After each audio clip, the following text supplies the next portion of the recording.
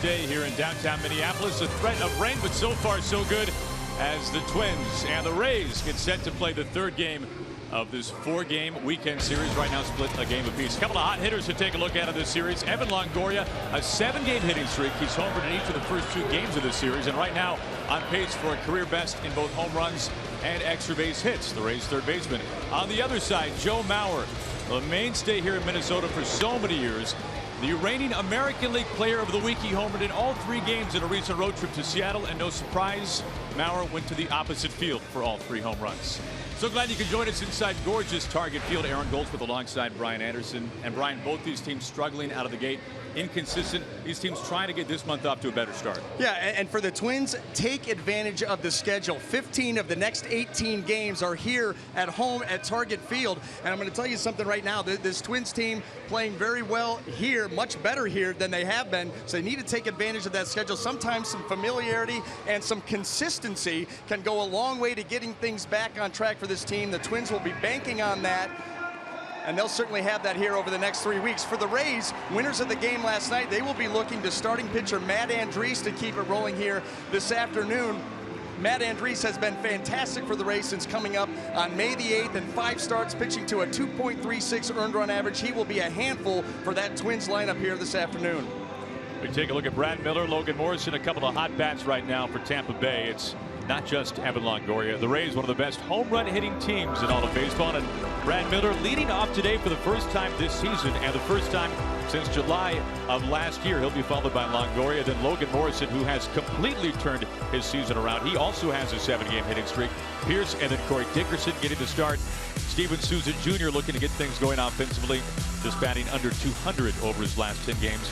Mikey Montook is in center field. Hank Conger, the switch-hitting catcher, batting 8th, and Tim Beckham getting the start today, batting 9th at second base, as we take a look at the righty Ervin Santana. Ervin Santana making his 10th start of the season. Not a whole lot to show for it. A 1-4 record, a 4.13 earned run average, and kind of indicative of his season was his last outing. That was against the Oakland Athletics. He went 7 innings, gave up 3 earned runs, struck out 5 in a losing effort.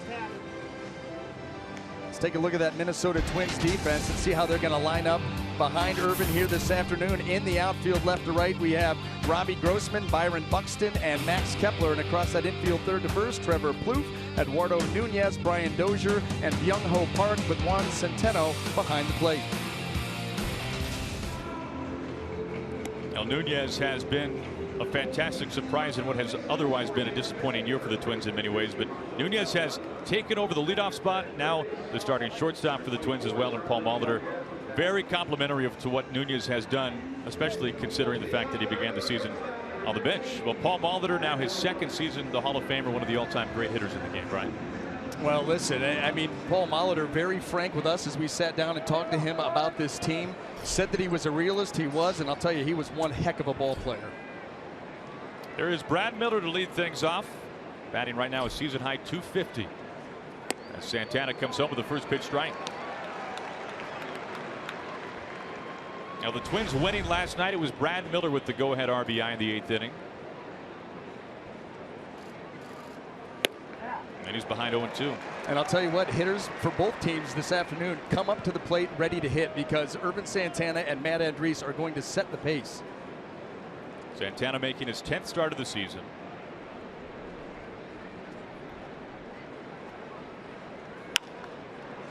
High the opposite way. This will give Grossman some exercise, but it stays 0-2. You look at the struggles this year, Brian, for the Twins and their rotation. Last in the American League, 29th in baseball. Only Rocky starters have a higher earned run average. The Twins right now over 5.25, and yet Santana, the best of the bunch, at least numerically, an ERA just a little above 4. Well, and when you're talking about an entire staff where the starting rotation has that kind of an ERA, it puts your team in a hole right out of the gate. Ervin Santana, like you said, he has been the best of the bunch, but not a whole lot to show for with just that 1 win through 9 starts. Count goes to a ball and 2 strikes to Miller. The thing I like about Ervin Santana, he makes things and keeps things very simple. He works quickly. He works with the fastball, the slider, and the changeup. And he, much like you're going to see with Matt Andriese, they're in attack mode from pitch 1. Santana, 33 years old, out of the Dominican Republic. Now in his 12th season in the big leagues. An all-star back in 08. And Miller making him work to begin the ball game today.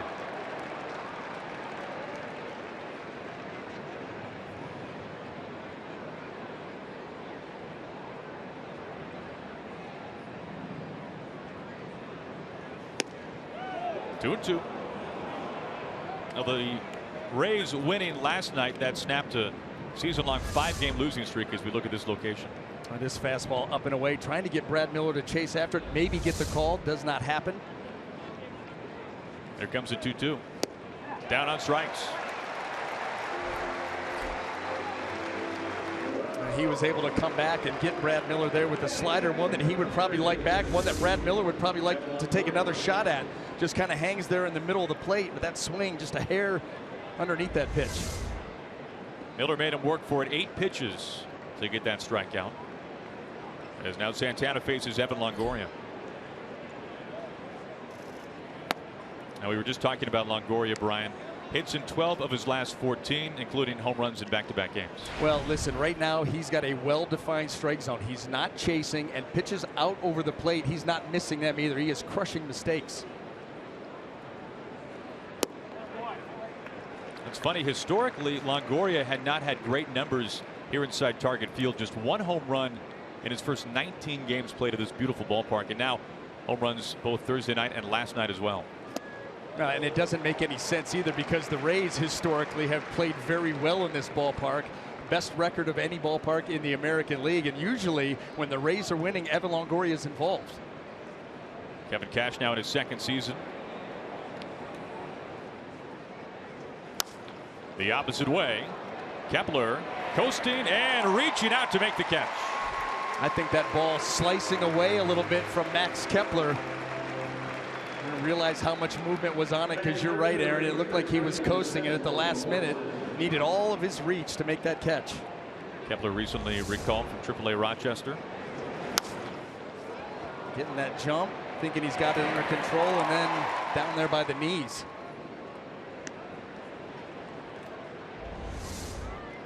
Santana retires the first 2 minutes. Strikeout, a fly ball out to right, now facing Logan Morrison, who has come back from the dead, Brian.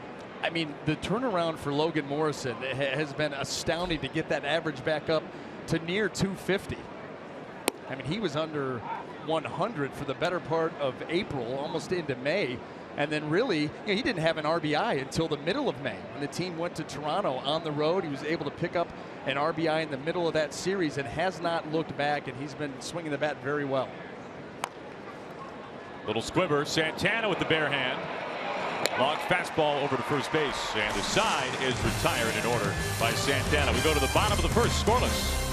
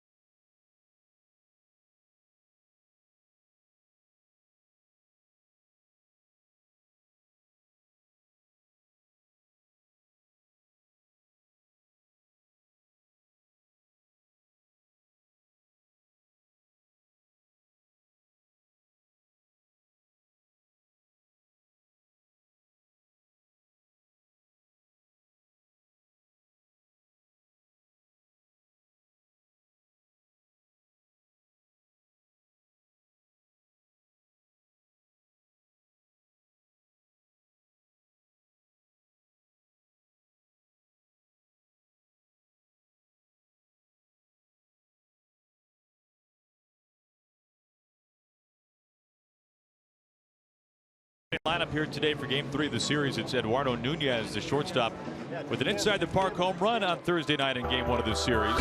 Joe Mauer, the reigning American League Player of the Week, will DH. Brian Dozier is at second base, trying to turn things around in this young season. Trevor Plouffe on the hot corner. Robbie Grossman, a very pleasant surprise for Twins fans, is in left field as Nunez leads off, facing Matt Andriese. Matt Andriese making his 6th start of the season. He was recalled on May the 8th, and the number's outstanding, 3-0 with a 236. Count levels at 1-1. And you got to work. You got to work to get something in between Santana and Andriese because they get it and they throw it. Good problem to have. You can see the average now on Nunez, 328, 5th in the American League, now that he has enough at-bats to qualify, and that'll help him out. Third pitch of the at-bat, Nunez up the middle for a base hit. Well, let's take a quick look at the Rays defense and see how it's going to line up here this afternoon behind Matt Andriese. In that outfield left to right, we have Corey Dickerson, Mikey Matuk, and Steven Souza Jr. And across the infield, third to first, Evan Longoria, Brad Miller, Tim Beckham, and Logan Morrison, with Hank Conger behind the plate. Conger and Andriese, a quick chat. Funny how things worked out for Kevin Cash and the Rays this year, not needing a 5th starter for over the first month of the season and into the second month. Listen, this is a team that had an off day every week for the first 7 weeks of the season. In fact, there was 1 week they had an off day on a Monday and a Thursday. And so they were able, they had that ability to only use 4 starters, but you're going to pay for that at some point down the road, and that's starting right now for the Rays. So Andriese with AAA Durham to begin the season. There goes Nunez. Miller with the tag, not in time. 10th steal of the season for Nunez, and right away a runner in scoring position. Well, this has been an issue for the Rays, controlling the running game, and Hank Conger in particular. Better this year, but Nunez with a good jump, comes up throwing, and really wasn't close at all. And historically, Conger has not had success controlling the running game. A single has turned into a double, and here is Joe Mauer with an 0-1 count.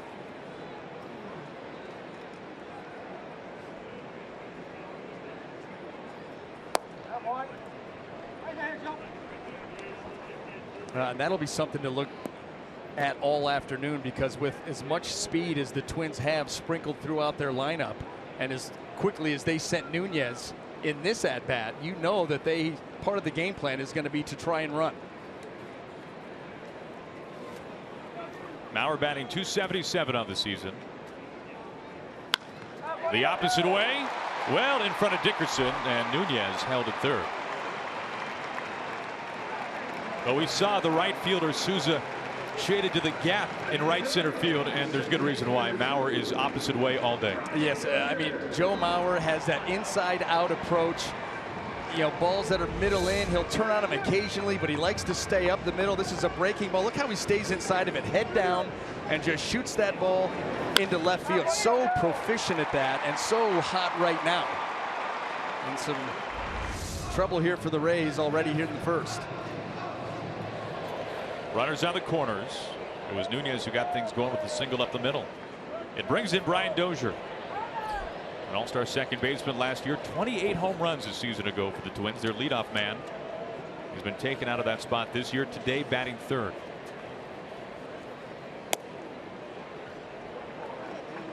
Well, Brian Dozier, a fly ball hitter. Matt Andriese would like nothing more than a ground ball right here and try to get a double play. But with the Rays' defensive shift, that's going to be interesting as they move everybody to the left of second base. You've got Tim Beckham right here, Brad Miller right there. So any kind of a turn takes some nifty footwork.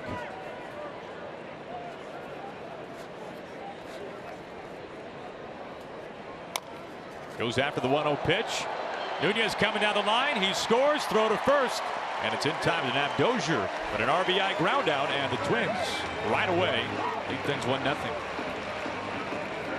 Not exactly sure that the Twins envisioned Brian Dozier driving in a run quite like this, but a ball right off the end of the bat. Absolutely no play to be made at home plate. It's only Hank Conger at first base. He's got to avoid the bat, make the throw.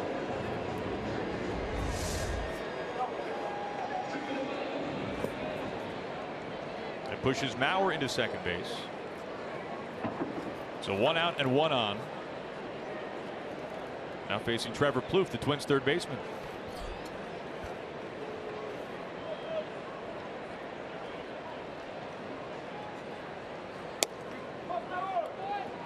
Andriese, now 26 years old. He's from Redlands, California, about 60 miles east of LA.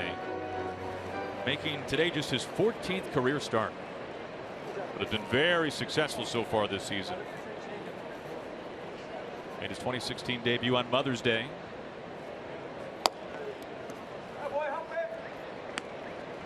Well, he made that out in Orange County against the Angels. Family able to attend, threw the ball very well. 7 innings, 1 earned run, picked up a win. Actually won his first 3 starts out of the gate for the Rays. It's been almost nothing but quality starts for Andriese. And getting deep into games, something that Kevin Cash and Jim Hickey, the pitching coach, have put an emphasis on for this starting rotation. Got to help out the bullpen a little bit, be a little bit more efficient, and get deep into games, something Andriese has been able to do. And he comes into this ball game averaging just 14 pitches an inning, which is outstanding. About as good as it gets. It's now 1 and 2 on Plouffe. Yeah, the benchmark is 15, and for a lot of guys, that's even hard to make. To be down there at 14, 5 starts in, and it's no fluke because he really doesn't mess around with hitters. He attacks, tries to put you away early.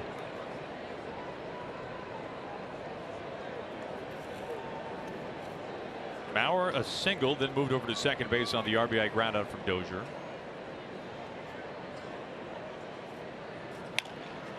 Tight to the line, Longoria gobbles it up. And there's out number 2.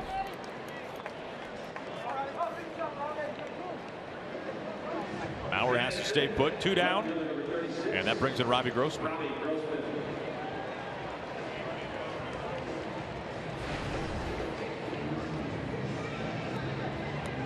Robbie Grossman up to a fantastic start. Today just his 15th game. Began the season on the Indians AAA roster in Columbus.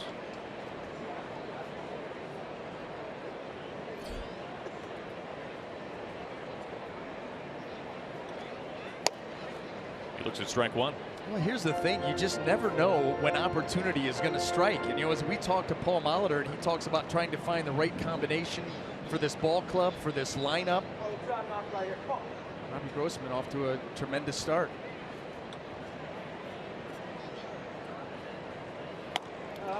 We just saw the numbers there, B.A. Andriese, one of his great strengths this year has been pitching with runners in scoring position. So interesting that we see the Twins cash in right away with the runner at third base. Well, you know, and those numbers are bound to you come back to the mean at some point. But you're right. He's able to bear down, get the ball to the proper spots, and get the kind of contact that he's looking for.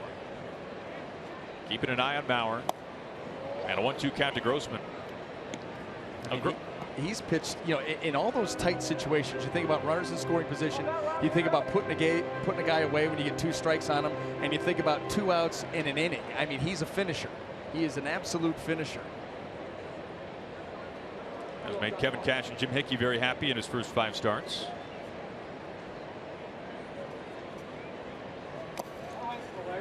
Two balls and 2 strikes to Grossman. The story this year for Robbie Grossman, you think about his career, 3 years with the Astros, hit beneath 250 with Houston, began this season in AAA with the Indians before he opted out of his contract, was acquired by the Twins, went to AAA Rochester for a day before being called up to Minnesota, and has been fantastic for Paul Molitor since coming up here to Target Field. And just think about the difficulty of fitting in different clubhouses. You know, bouncing around like that, and all of a sudden, like you said, you're in Rochester for a day, then you're in the big leagues, new teammates, a whole new environment, an atmosphere, manager, culture, uniform, the whole thing, and he's just come out swinging. Acting like he may like it here. Signed by the Twins less than a month ago. The 2-2 from Andriese, and he gets him looking. Now Grossman not pleased with it, but a fastball, and that will leave Mauer at second. A run in. Twins lead 1-0.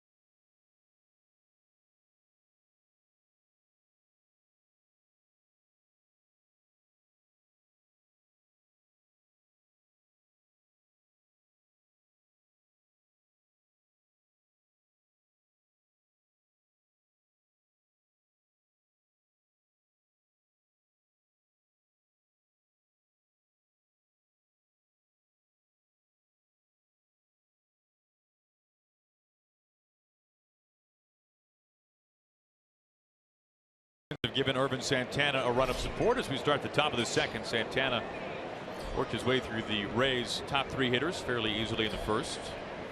And it's Steve Pearce to look at ball 1. Now Pearce back in the lineup for the first time in a little while. His first start of the month. He's been out, at least relegated to pinch hitting because of some elbow tendonitis. So Kevin Cash happy to have him back and at least healthy enough to get in the starting lineup. Well, Steve Pearce has been, one of those hitters for the Rays that early on a lot of time against left-handed pitching, getting more as he's been productive, and the Rays looking for more offense, seeing time against righties now, and he's a guy that's a real spark plug for this team. Plays the game hard, plays the game the right way, and Kevin Cash picking his spots to make sure he keeps him in that lineup and keeps him active. And that majority of that damage done against lefties, but even the right-handers holding his own. Goes around to make it 1-2. And you worry about the elbow on swings like that. An awkward swing by Steve Pearce.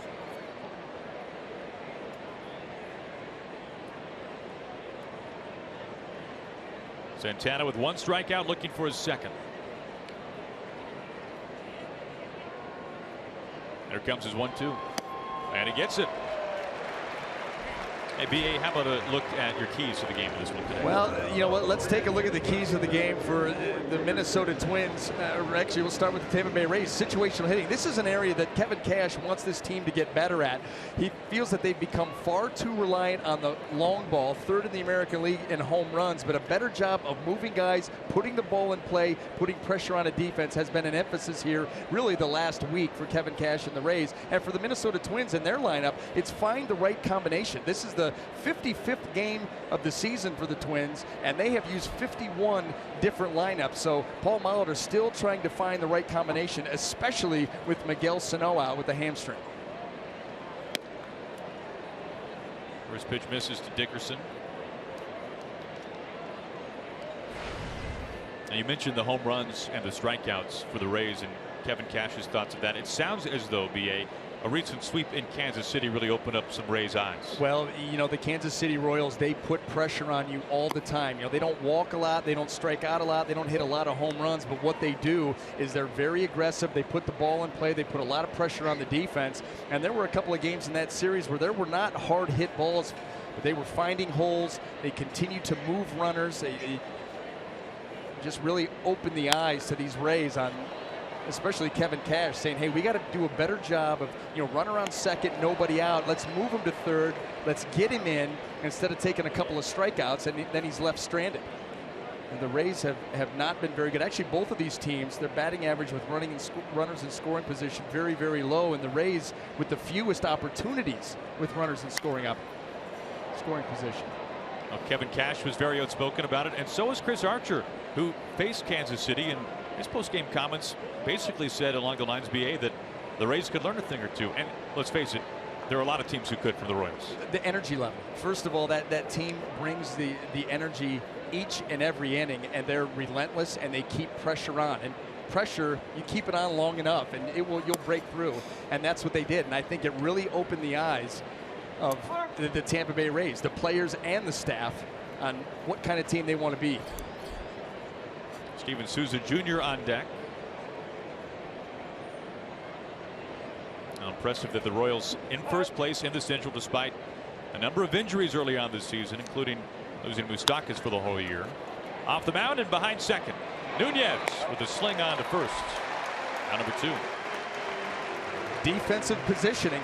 I mean, that used to be something off the bat that you just assumed, a ground ball, hard hit up the middle for a base hit. But now with all of these shades and shifts, you start to take those hits away. And that seems to be the hit that has been erased more than anything else. There's no question about it, because whether you're in a full shift or just a shade, you're going to have that shortstop second baseman around second base, somewhere in the vicinity. So those hard hit balls up the middle, they got a chance to make a play on. Never had that before. Got by the pitcher, was a hit. Souza looks at strike 1. Souza trying to turn things around a little bit. Just 1 extra base hit his last 10 games with 17 punch-outs. An appeal he does not go. As Will Little, our first base umpire today. And in talking with Kevin Cash, he said he wanted to see Steven Souza Jr. continue to be aggressive, cut the swings loose.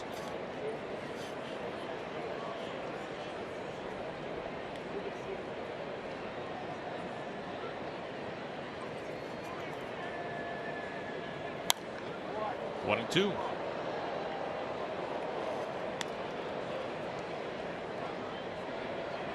Now Souza at one time a Washington National. In fact, his final act in a Nationals uniform was that miraculous catch in game 162 a couple of seasons ago to secure Jordan Zimmerman's no-hitter against Miami. And then dealt to Tampa Bay. Strike three call, a fastball that ran in on him. And Santana has sat down in the first 6.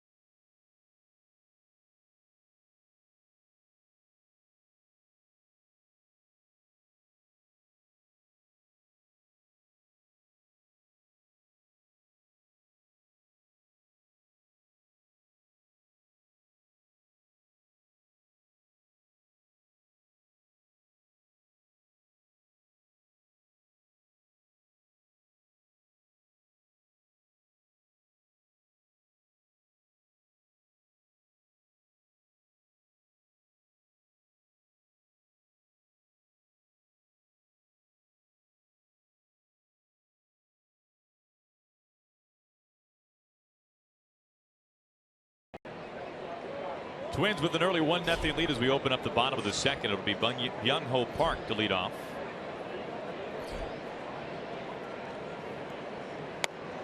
Andrews comes home missing up high. Park, 29 years old, from South Korea, his first year in the majors. Signed this offseason by the Twins. Had some prolific home run seasons in Korea. 4 straight 30-plus homer years in Korea, including back-to-back 50-plus homers each of the last 2 years.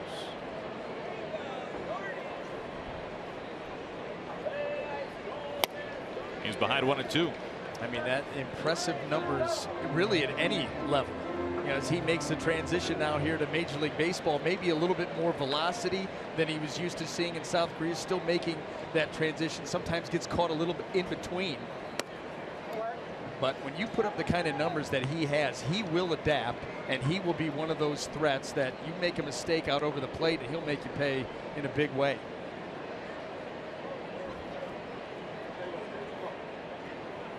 The 2-2. Park with 9 home runs on the season. It's been a while since his last, but VA, take a look at this one. Mid-April against the Angels, and this was crushed. I mean, dead center field. The reaction of Joe Smith told you everything that you needed to know. Didn't even think about turning around because that ball was absolutely obliterated.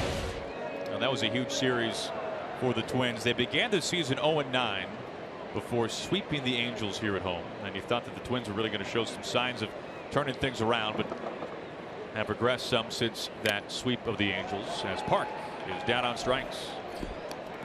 Well, climb the ladder a little bit when you have a hitter at the plate that has a tendency to get caught in between the fastball and the breaking ball. You're going to go heater late, you're going to go heater up. And this one running in and right over the swing, just barely a foul tip into the glove of Hank Conger.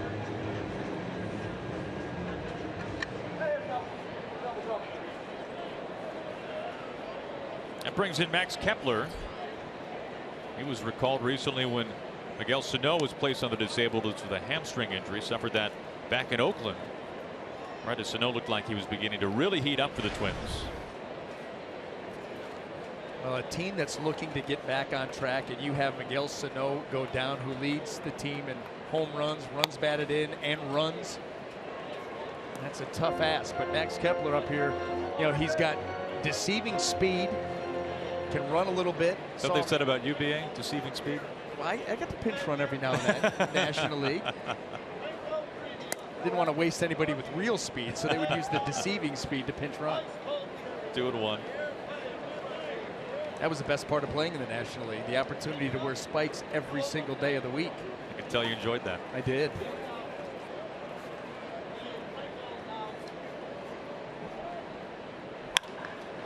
Out to center field, but playable. Matuk.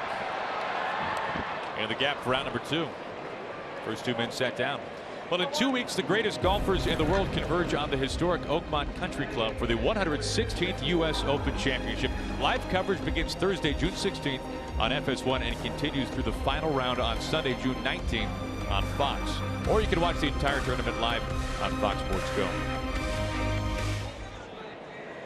2 up, 2 down from Andres, now facing Centeno, the catcher, who has a hit in each of his last 3 starts.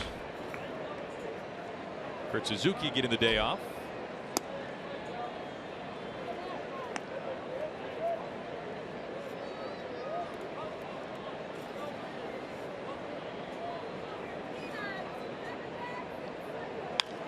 Now we saw Matuk in center field, Brian, and needless to say, one of the biggest losses to any team this season. Kevin Kiermaier gone for about 6 to 8 weeks or so for the Rays because of a fractured left hand. I mean, it's a terrible blow for this team, and you know he's a guy that brings a ton of energy each and every day. His defense, best defender in the game. I mean, he gets to balls. You just can't imagine the amount of ground that he covers. And you know, like I said, the energy that he brings, the energy coming out of the batter's box. The guy never has a bad day, plays the game hard, plays the game well. And when we asked Kevin Cash about that, when you asked him, is there a direct correlation?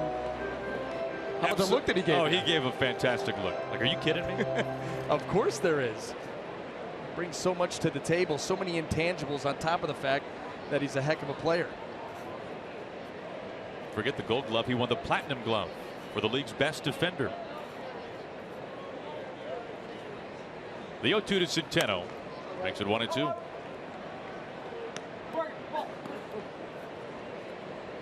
Well, such an important position too. You think about Kevin Kiermaier in center field. You think about Logan Forsythe at second base. Up the middle defense, up the middle production.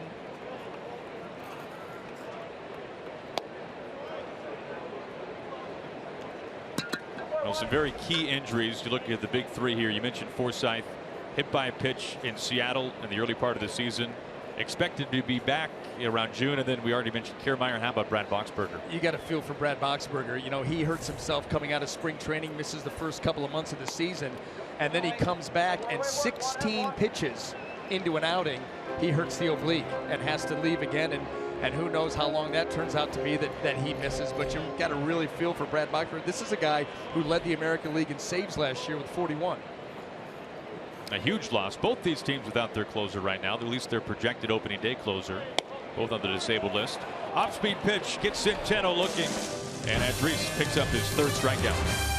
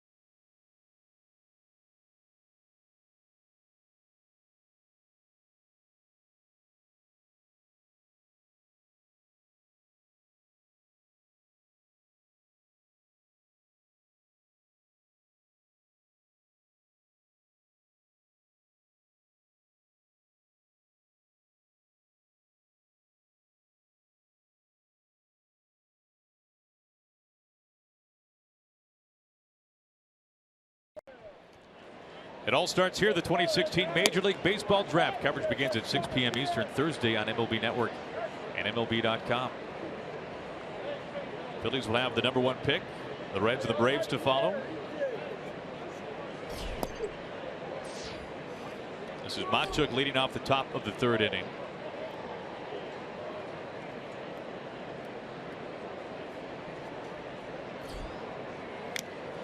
What a start it has been in the first 2 innings, BA, for Ervin Santana. He struck out 3 of the first six hitters that he's faced. What I like about what he's doing here this afternoon, it all starts with fastball command. I mean, he is commanding that ball on both sides of the plate. He's throwing with conviction, and so often when you do that, the secondary pitches will fall in line, and that's exactly what's happened with that slider. You know, he threw that one little bit of a hanger to Brad Miller to pick up a strikeout, but since then he has kept that pitch out of the middle of the plate. Off the hands and foul. And that's what I'm talking about. That fastball right there, they want that fastball in. You see a lot of right-handed pitchers trying to go in on a right-handed hitter, and they don't get it there. Almost afraid to hit the guy, but he's been able to execute that pitch. That opens up the outer half. Gets him swinging, 4th strikeout. That's it right there. Just a perfect setup right there. The fastball up and in, go to the slider down and away and pick up another strikeout. And here's Ervin Santana. We're 2 1/3 innings into this ball game. That was the one slider he'd probably like to have back. He's still got a strikeout out of it. Great depth on the one to Steve Pearce. Fastball gets Steven Souza Jr. looking, and then after a fastball up and in, how about that slider to put Mikey Matuk away? Very sharp. First pitch to Hank Conger, clubbed high right field of the big wall. Kepler will only watch it go. Conger's 2nd home run of the season. He jumps on the first pitch, and we are all tied up. Like I said, Aaron, very sharp. The one mistake he makes with the fastball, Hank Conger, a very good fastball hitter, and he sees a pitcher out there commanding that pitch. So you go up, probably looking for a first pitch heater, something out over the plate. Let's see if he makes a mistake. He did, and he made him pay.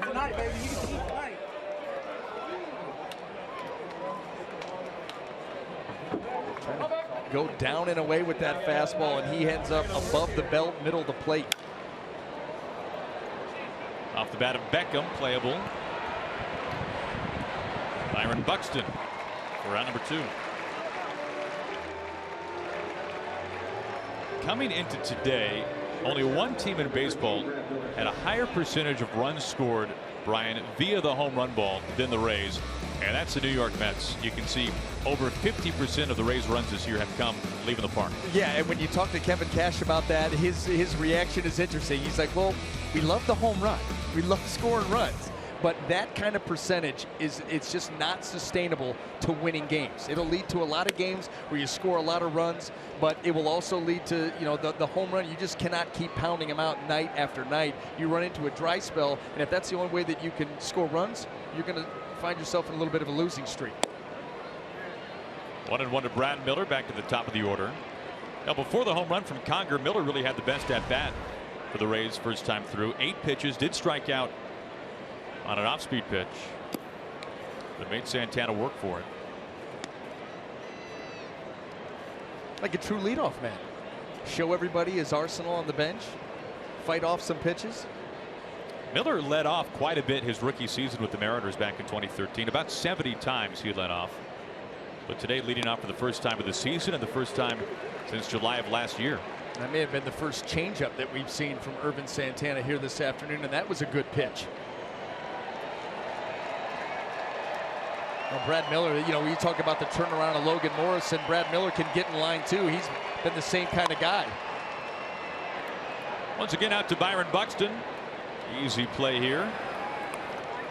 And that ends the top of the 3rd. A run in, the solo homer from Conger. We're all tied up.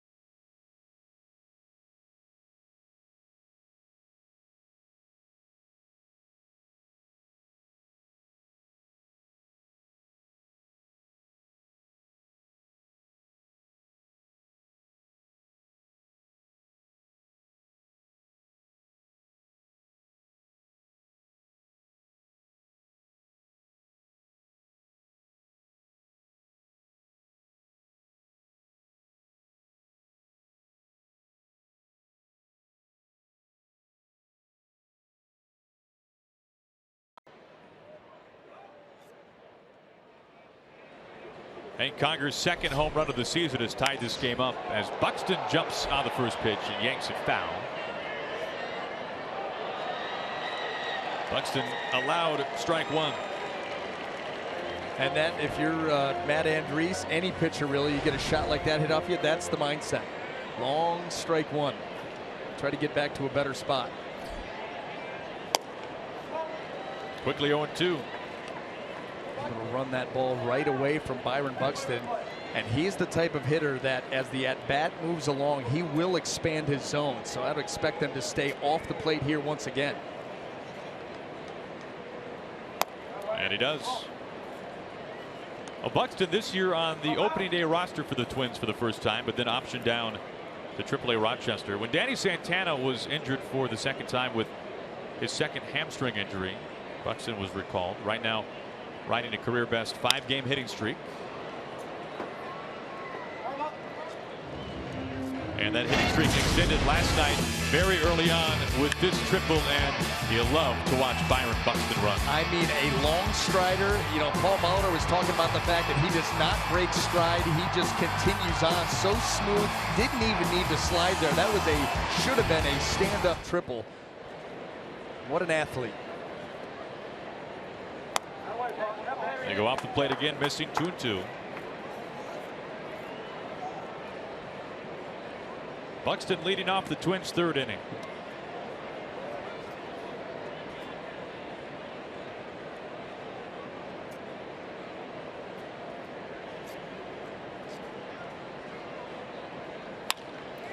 And play to Miller, a bobble, barehand recovery, and Buxton is too fast.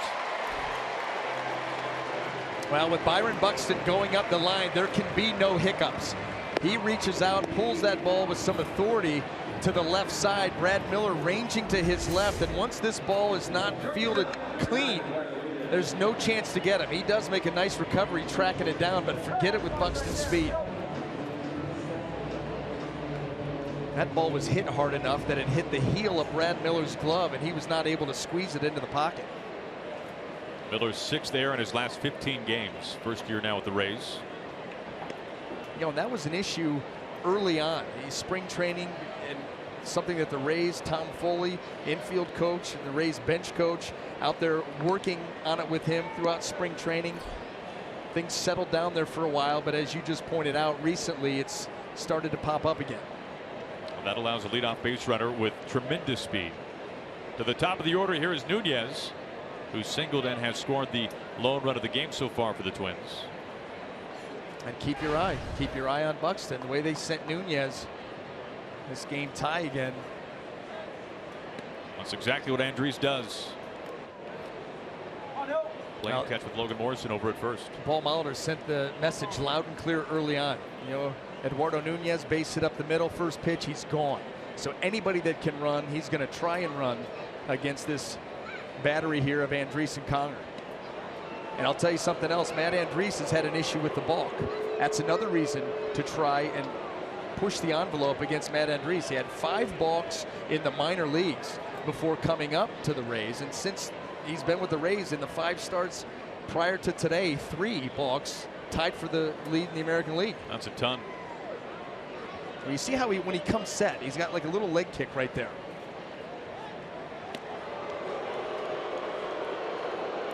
You make anything of that? The leg kick? I've never seen it before. Not quite like that. And that actually is quieted down to what it used to be. It almost looked like he came set twice. Like he almost was getting ready to pitch and then comes set and then the leg goes up and he delivers to home plate. He's modified that to get it to this point. But you'll see it right here as he comes up. A little tap and then back down. There goes Buxton. And Conger's thrown out nearly in time. Second steal today for the Twins. And that's going to be an issue here this afternoon with these two out there with Andriese and Conger, because both of the stolen bases by Nunez and Buxton, you see the jump, they're not even close. I mean, the throw, there's no chance of getting Buxton. In fact, he's the second base before the ball's into the glove of Tim Beckham. Well, Andriese made 4 moves over to first base as Buxton gets his 3rd steal of the year and his first since April, his first go around with the Twins this year. So Andriese pitching with a runner behind him for the second time in the first 3 innings. A bunt. Andriese with the bare hand has no play as Nunez reaches on a bunt base hit. He's 2 for 2. Well, and I'm going to tell you something. The route that Nunez took coming out of the batter's box, he was way inside the line in the grass. And as he started to peel back towards first base, when Matt Andriese got to that ball, there was no place to throw it except right into his back. Watch Nunez come out of the box. He gets out and around the ball. Now as he heads up the line, where's Matt Andriese going to throw this? No target.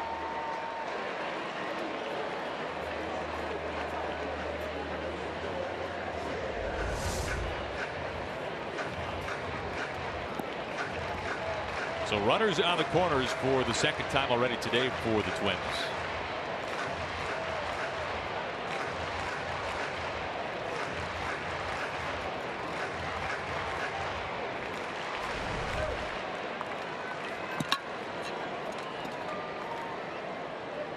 Nobody out, 2 on for Mauer, who has been one of the best over the course of his career in these situations.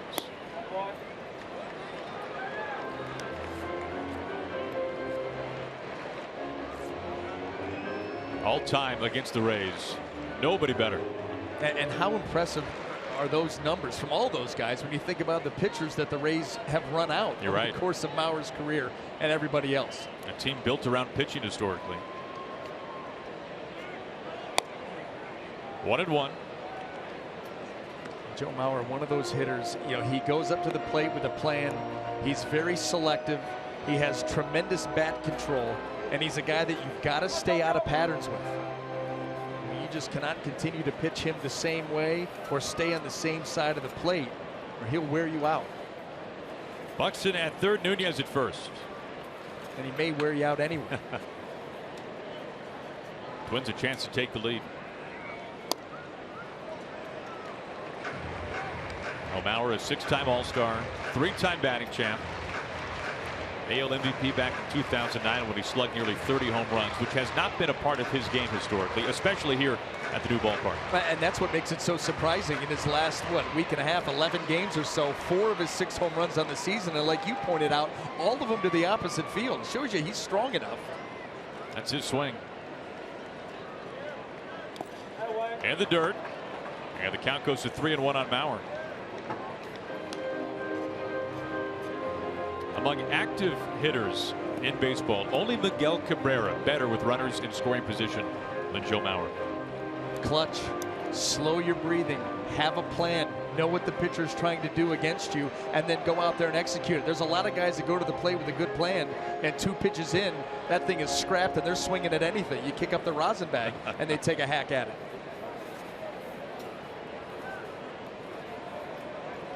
Nobody out and runners on the corners. There goes Nunez.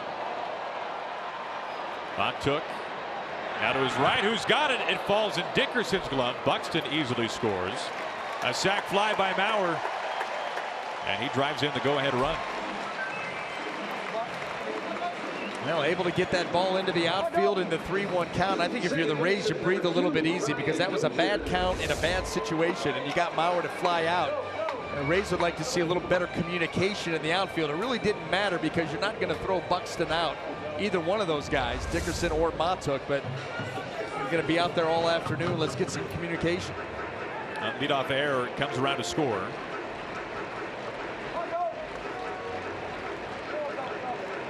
One out and 1 on for Brian Dozier.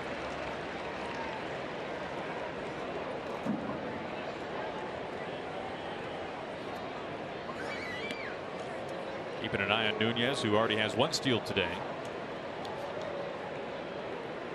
Now Dozier now with hits in 8 of 9 games since being sat down on a recent road trip at Kansas City. Dozier has looked at the shift almost all season long, if not in basically every at-bat this year. Right now batting just .207.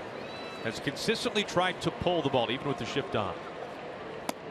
And that's a recipe for, you'll get your occasional home run, but your average is going to languish, because pitchers and scouting reports, they know that that's what you're trying to do. So what are they going to do? They're going to pitch you away all day long. And if they're able to execute their pitches, you're going to hit right into the teeth of that defense each and every time. That's why they've been working with Brian Dozier to try to make him a more complete hitter, to use the other side of the field, make that defense have to play more honest. Nunez taken off for the second time. It is second steal. It's going to happen all day long. I mean, the Minnesota Twins with this combination are just going to continue to run guys. Anybody that can run will run in this ball game. And all of these bases have been stolen rather easily. So Nunez with 2, Buxton with 1 earlier in this inning. First 3-steal game of the season for the Twins. And it's happened here in the 3rd inning.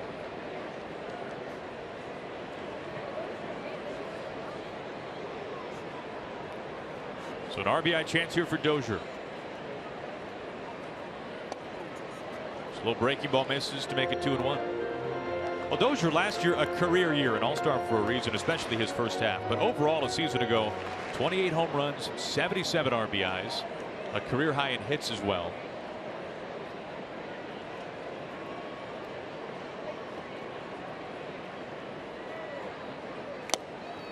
Ever since the All-Star game, though, batting just over 200. And there was that pitch, what we were just talking about.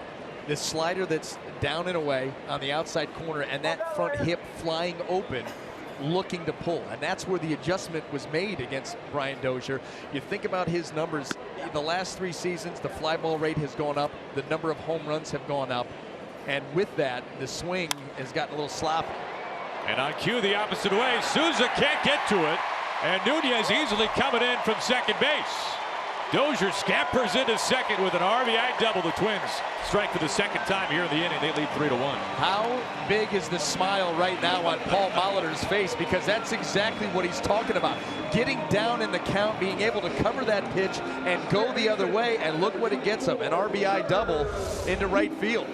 And look at the changeup, almost like a gyro ball, kind of spinning down and away. And look at how Brian Dozier cuts down on the swing and goes into right field. That's what Paul Molitor and the Twins staff, that's what they're talking about. And that was a great job done by the Twins second baseman. Dozier now 5 RBIs his last 3 games. You can see his 10th double of the season.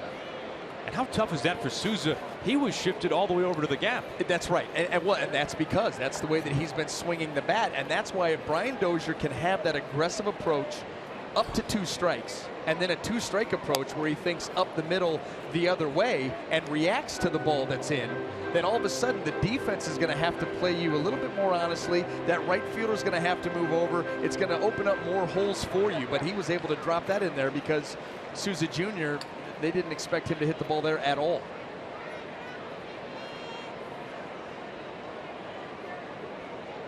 The 0-1 to Plouffe.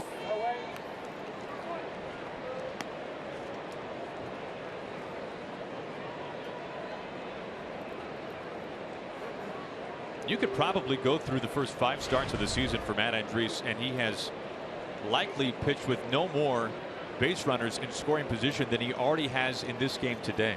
No question about it. Twins have been very aggressive on the base paths. You know, those singles, they've become doubles. I mean, that's been the real issue here.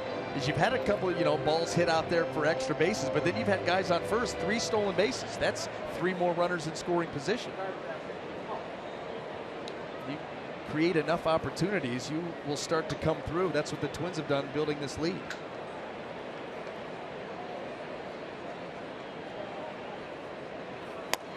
Two and 2 to Plouffe.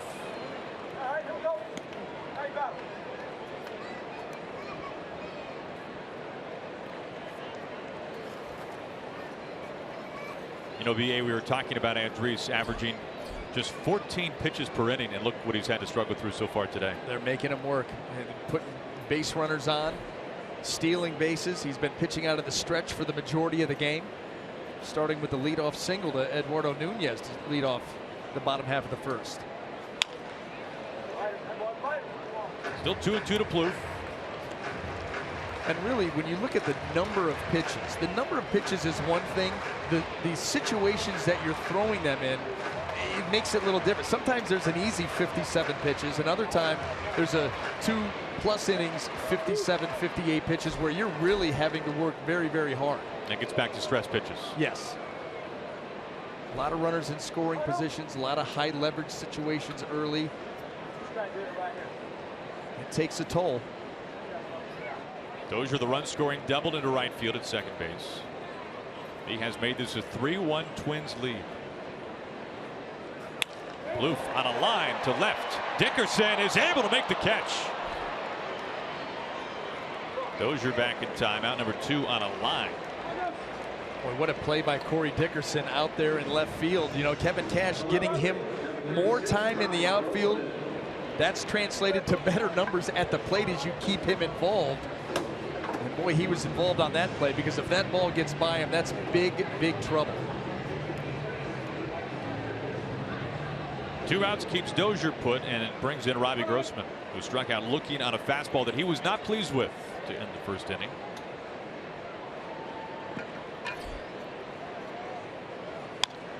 Goes after the first pitch and fouls it back.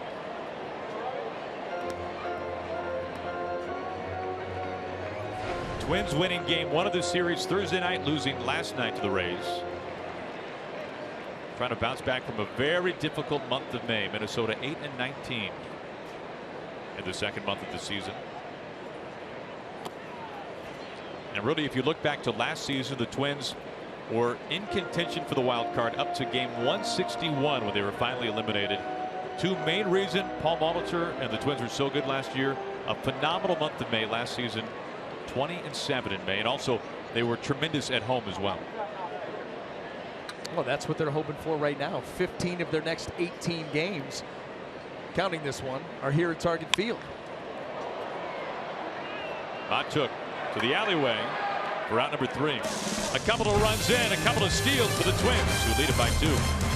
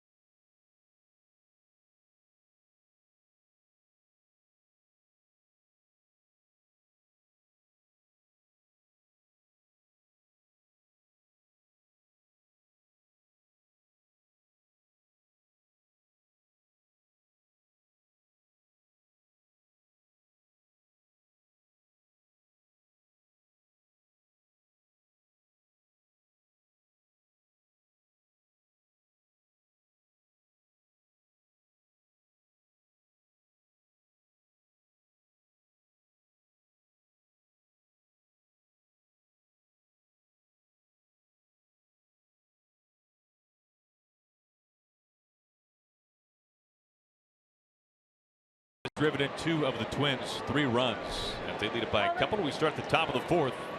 Santana facing Longoria. Longoria, good numbers against Santana in his career. 7 for 18, a couple of home runs. Looking for his first hit today to extend a 7-game hitting streak. Almost loses his balance. Take an aggressive swing like that. Evan Longoria, that 7-game hitting streak, I mean, those are big numbers, gaudy numbers. 3 home runs, 10 runs driven in. He just has not missed too many pitches that have caught a lot of the plate. That catches his foot. And that pitch, he tried to hammer that thing, and right. It's not been a clean at bat here for Evan Longoria.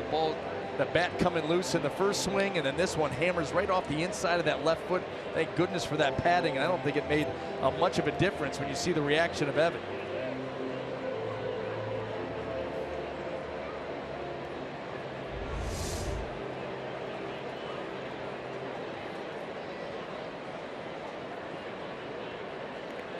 Now Longoria has homered in each of the first 2 games of this series.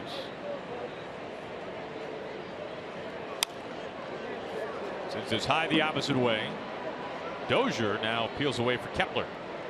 Out number 1. Let's go back to LA. Let's check in with KB. What's going on with the Cubs, Kevin?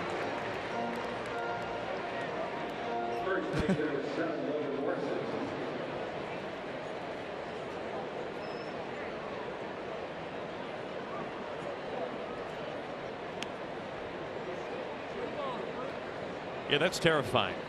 This is a colossal season for Chicago. I mean, when you look at that lineup top to bottom and the production from A to Z, and then the pitching staff on top of it, the depth in the organization, they are right now running away with things. Here's Logan Morrison with 1 out. The opposite way, and it dunks in there for a base hit. So Logan Morrison continues his now 8-game hitting streak. I'll tell you, Logan Morrison, since the middle of May, the leading hitter in Major League Baseball, up around a 470 average, using the whole field, taking advantage of a rare mistake here by Santana. Conger took one out of the park. Morrison slaps one into left field.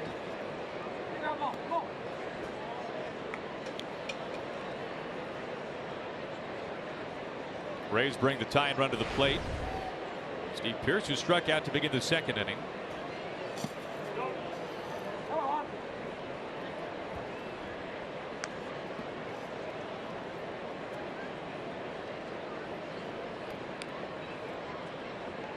Pearce has excelled in the cleanup spot this year for Kevin Cash, batting well over 300 with 7 of his 8 home runs in the number 4 spot. And he's ahead of the count 2-0. And talk about the home runs this year for the Rays, and one of the numbers that really stands out, BA, is the fact that Longoria is the only Rays hitter with double-digit homers. I mean, it's spread top to bottom. Yeah, well, they've got 8 guys that have 5 home runs or more. They've got 11 different guys that have driven at least 10 runs in, and you know that was by design. Hard hit and through past Plouffe. Morrison into second base. So with 1 out, rather, the Rays have runners at first and second. Well, nice inning being put together here by the Rays as they look to answer the Twins. A couple of base hits and a chance here. This ball again leaking back to the middle. We've not seen that from Ervin Santana. Those fastballs have been getting to the corners he wants them. The 3 that he has missed out over the plate with, 3 hits. Well, Santana faced just 1 over the minimum the first 3 innings. He struck out 4. Now facing the order the 2nd time through, looking at Corey Dickerson.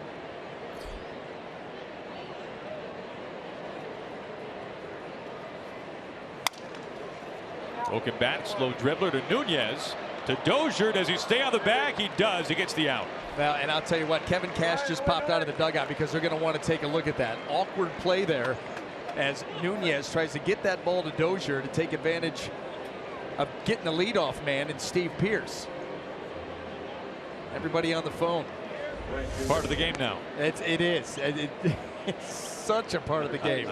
There's the feed right into the gut of Brian Dozier. Control the baseball with the foot on the bag. Let's see.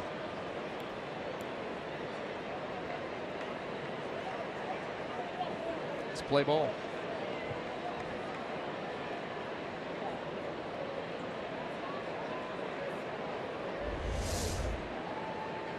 So Pearce cut down at second base.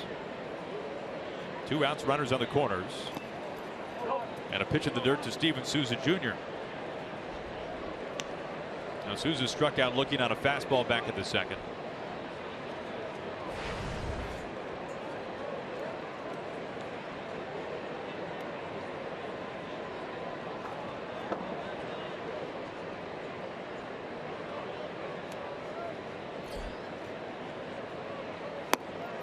And he's ahead 2-0. Now Souza coming to the plate here with the tying run at first base. He's the go-ahead. And he's had some pop this year, 9 home runs. In a bit of a slump right now, however.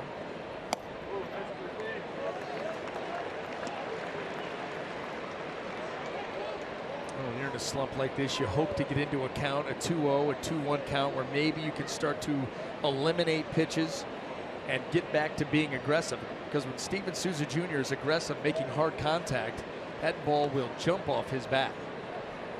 Creates a tremendous amount of leverage. Tall, lanky, very strong hands and wrists. He's got Morrison at third base and Dickerson, the fielder's choice, at first. 2-2. Santana gave up the home run to Conger back in the 3rd inning. We take a look at Lomo. So Santana has now given up a home run in each of his last 4 starts.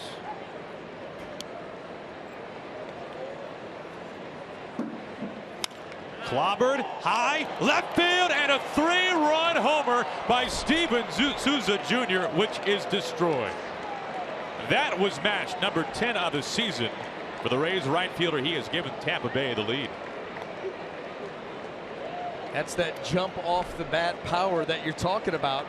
A slider that stayed out over the plate, and that was a no-doubter, an absolute laser into the second deck here at Target Field. That's how you break out of a slump.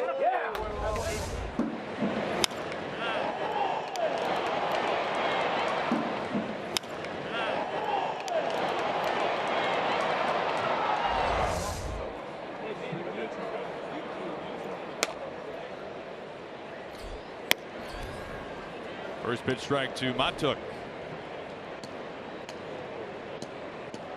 First home run since the 23rd of last month. Dozier can't handle it. This will roll to Buxton. And Matuk extends the top of the 4th. Well, Irvin Santana's going to try to come with the breaking ball here to Souza Jr. Look at how that ball stays in the middle of the plate. It's got a little bit of depth to it, but it's not away where he wanted it. It stays in the middle. Souza Jr. gets out around underneath and hammers it home. Now, no surprise, all 4 runs by the Rays today coming on 2 homers. Only the Mariners now with more.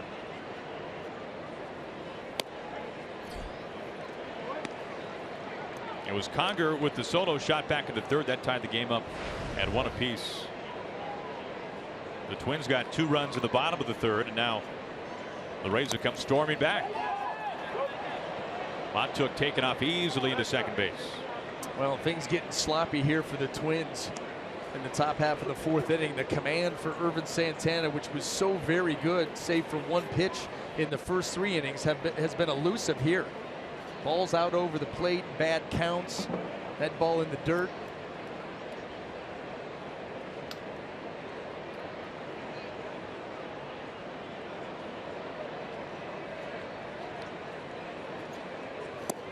Now the Twins have led baseball basically all season in wild pitches. And it seems like more times than not for Minnesota this year, wild pitches have led to runs. 2-2. You figure wherever you are with a wild pitch, you have put yourself in the scoring position, either at second or from second to third. You go from second to third, maybe then all it takes is a ground ball, a fly ball to the outfield to get you in. Conger, the 7th batter Santana's facing here in this 4th inning.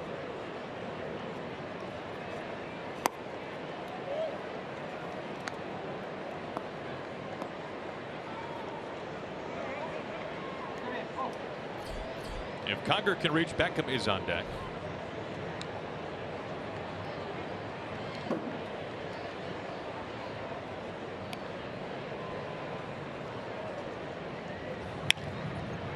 A flare the opposite way.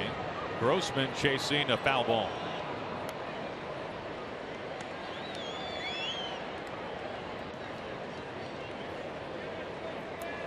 Conger's first at bat, it came in the third inning. Didn't waste any time. Brian, first pitch. No, he didn't. This ball middle of the plate, above the belt, between the belt and the letters, and it is hammered by Hank Conger. That would give the Rays their first run of the ball game.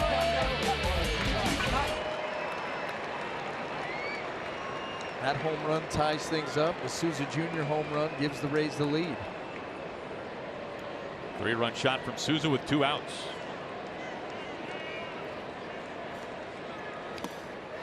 Just gets a piece. Centeno can't hold on. Oh boy, that was so close too. I mean, that ball looked like it was foul tick, and Centeno able to corral it. And as he reaches the glove up to show Angel Hernandez, he's got it there. Okay, here it is. End of the inning. Got it. No, we don't. Works his way out as he's trying to show him.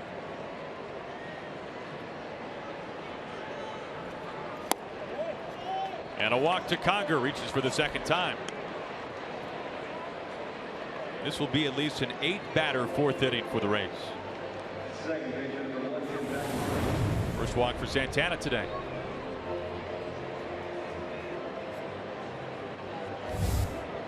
Matuk singled. He advances second on the wild pitch. He stays put.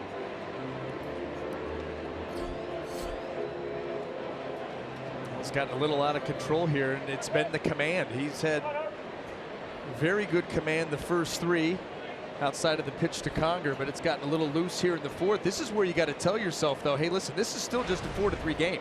A very discouraging inning, but you've got to stay strong mentally.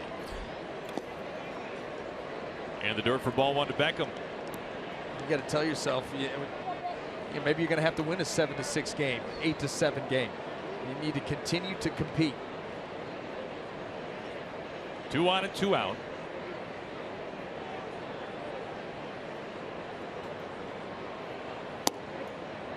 Able to get a strike to make it 1-1. Beckham getting the start today at second base for the Rays.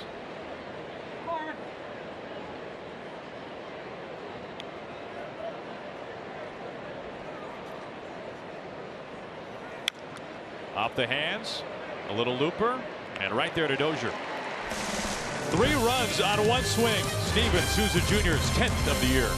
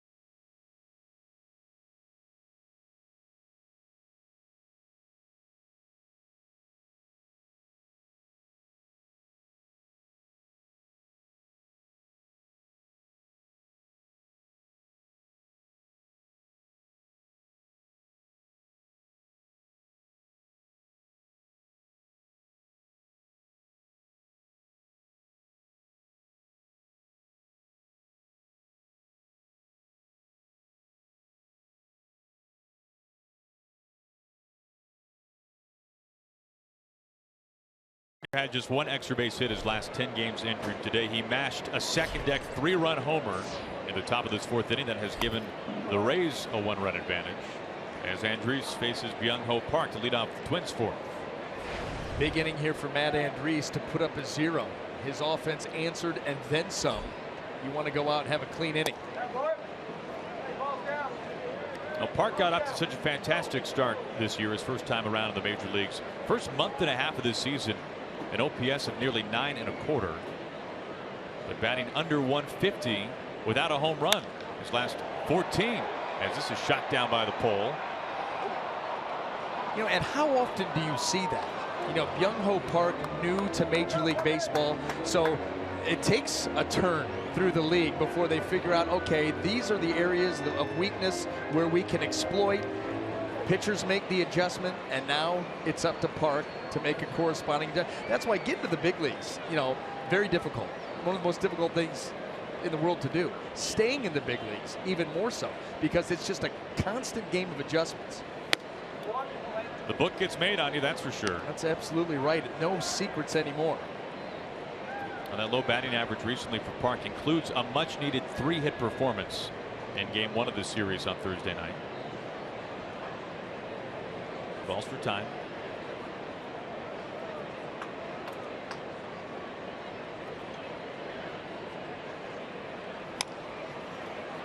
Weekly back to Andriese for round number 1. We take a look at greater coverage of baseball, sponsored by T-Mobile, and a couple of young stars at shortstop. Xander Bogaerts just had his 26-game hitting streak snapped, the second longest of the season, of course, behind the man who plays right behind him in center field at Fenway Park, Jackie Bradley Jr. And then Corey Seager, 3 bombs in a win over the Braves, and the first Dodgers rookie to do it since '59. 2 very bright young stars. Hard to think of a time where this game has been littered with better quality young players, Brian, and we just saw a couple of them right there. And the athletes in the game now. You know, it's such an emphasis being put on that aspect. You know, as you continue to work to try to get PEDs out of the game, and guys aren't rolling out with 42 home runs at the All-Star break, you start to look at athleticism. And there are tons of athletes littering this game that, oh, by the way, good baseball players with tremendous skill. Yeah, look no further than center field here at Target Field with Byron Buxton, who is a phenomenal athlete, just trying to get it going here at the major league level. Kepler up the middle for a base hit and a 1-out single. Yeah, Max Kepler, another one of those guys coming out of the box, coming out hot. Mikey Matuk's got to hustle to that ball and get it, because Kepler, one of those guys that's got deceiving speed, and so on a ground ball like that, he's going to be looking maybe to try to push the envelope, get into scoring position. And the simple fact that he's over there at first base, you got to keep your eye on him once again, because the Twins have been running with anybody who can scoop. 10 Twins already with 3 steals today. That's a season high. Buxton on deck. Centeno at the plate. Jumps on the first one, a slicer into left field, and a foul ball. Uh-oh. Everybody's okay. Centeno caught looking on a breaking ball his last time up facing Andriese.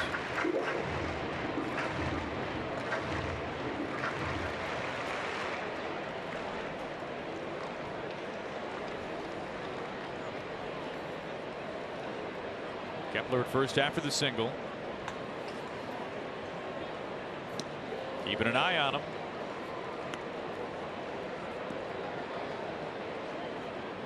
This is when you start to think, not if, but when.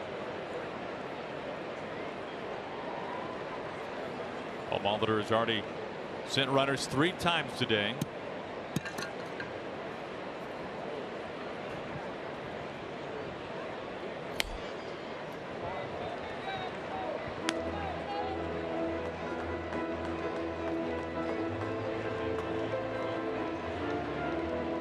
We have seen Centeno get the start recently when Santana has been up on the mound. Those two have worked together in 3 of Santana's last 4 starts, including today.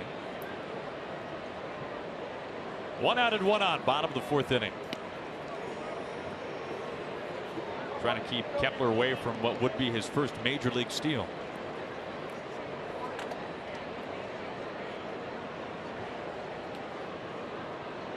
You can add about 10 pitches to the pitch count, at least, BA, for what Andriese has had to do keeping an eye on first base today. Yeah, I wonder how that's calculated. Yeah, everything else is kept track of. Well, the Rays certainly have something for it, right? It's probably 2/3 of a pitch. Very data-driven organization.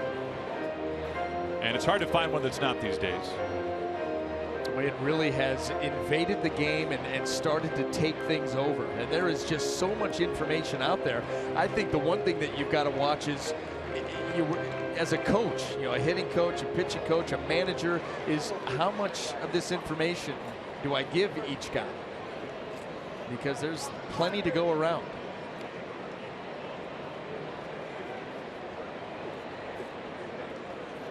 A pitch out this time. And Hank Conger with a running start. Not only a pitch out, but boy, he cleared the other batter's box. He's ready to throw that thing from the grass. It's like running through the pass. Yeah, right? that's exactly right. Watch him get out of there and start to close ground with Andriese. You're right. That's aggressive.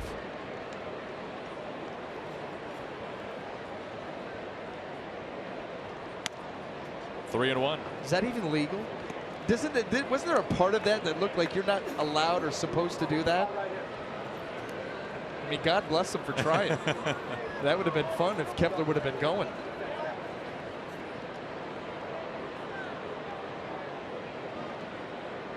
Next pitch will be number 75 for Andriese, who's had just one clean inning so far today.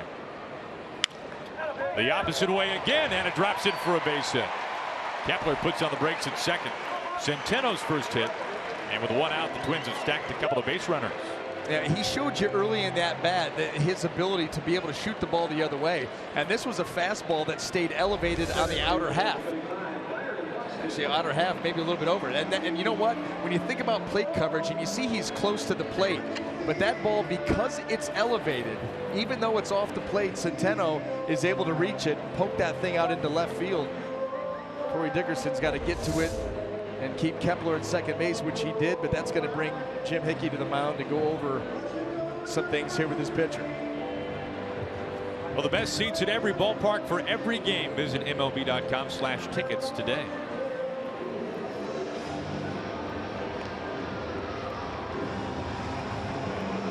Again, Matt Andriese working with Twins runners in scoring position. That has been the case in 3 of the first 4 innings. The only inning that hasn't happened was his 1-2-3 second.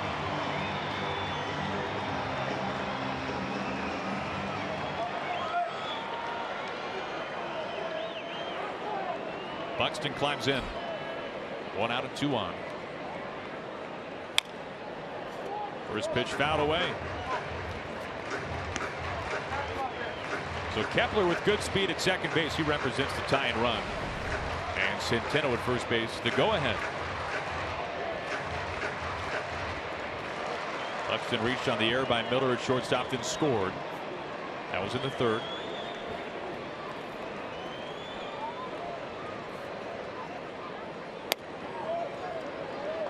And just like his first at bat, he falls behind 0-2.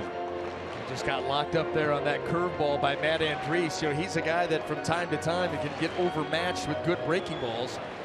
So the Rays busy in the bullpen with Tyler Sturdivant.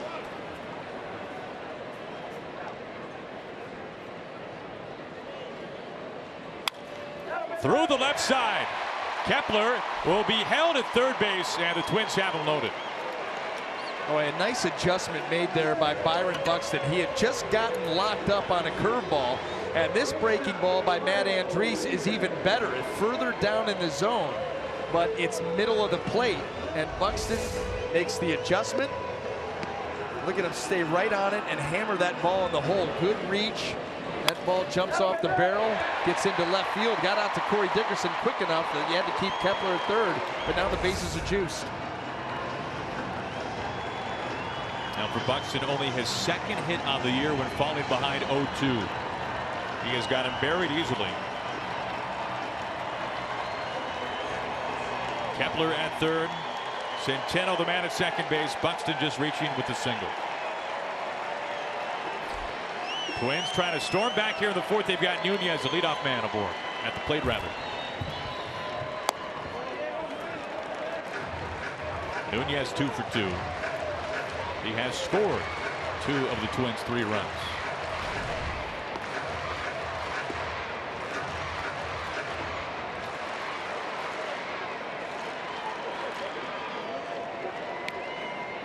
Tying run 90 feet from home now. And it's 1-1. Man. Couple of hits today has lifted his average from 328 to now 335. That's past Jose Altuve, all-star second baseman for the Astros. Boy, and he has really taken to the leadoff spot too here in this lineup. He's looking like the Twins all-star this year.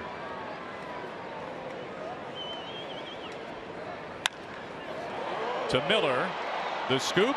Beckham on to first, and it's in time for the double play, and Andres is able to work out of a one-out, bases-loaded jam.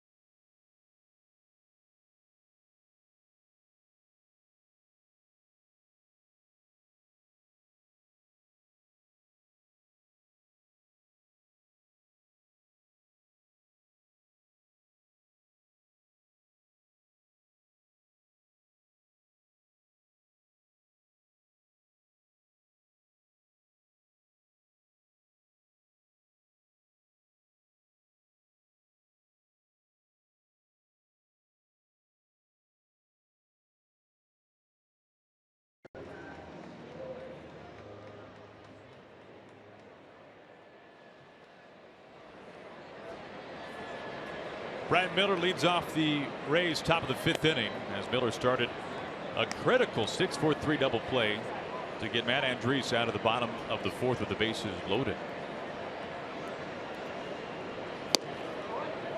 1-1. Now Miller's father Steve grew up a Twins fan from Iowa, so Brad Miller grew up in some ways rooting for the Twins. As he puts this in play right back to Santana. One quick out as Brian would go back to that double play ball started by Brad Miller. Boy, how big was that? 3 straight hits by the Twins, load the bases. Nunez reaches out on this ball, hits it right on the ground, and right there Miller to Beckham over to Morrison. They get him by a step. That flip up there, nice job by Tim Beckham not to take his eyes off that or expect it anywhere. He's ready for anything. And Matt Andres, you better believe it, he's loving that. Longoria takes ball 1.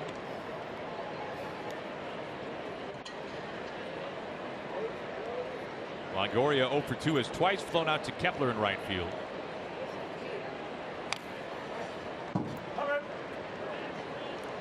Longoria so far this year on pace for career highs in homers and extra base hits. He's on pace right now for 34 home runs this season.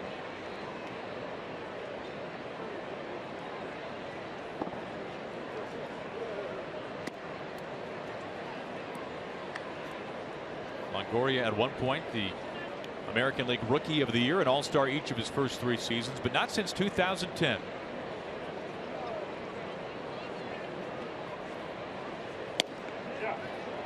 That goes to 3-1.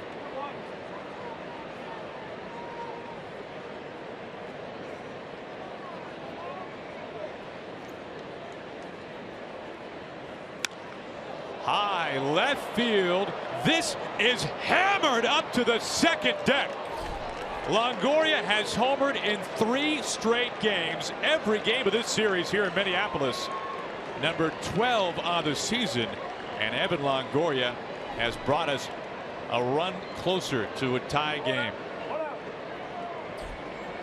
Make it 5-3 Twins. That was hammered. Every run, Brian, on a homer. Well, listen, Evan Longoria is in one of those streaks. He's known to get on them. If you make a mistake, he's not missing it. He's confident with his swing. His hands have been quick, and boy, has he been productive. That ball, he thought Souza Jr. got into his. Evan Longoria, maybe a little bit of a one-up right there on that blast. That was enormous. Every game of the series, first time since 2013 he's homered in 3 straight. Well, these have not been cheapies for the Rays.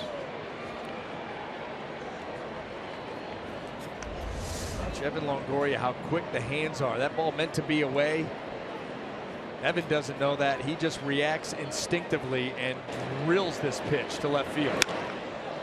Wow. This is like the home run derby a couple of years ago when the All-Star game was here.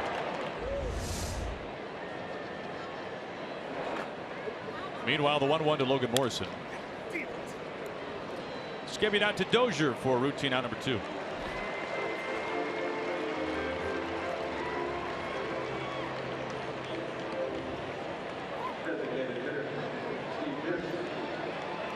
.103 miles an hour off the bat.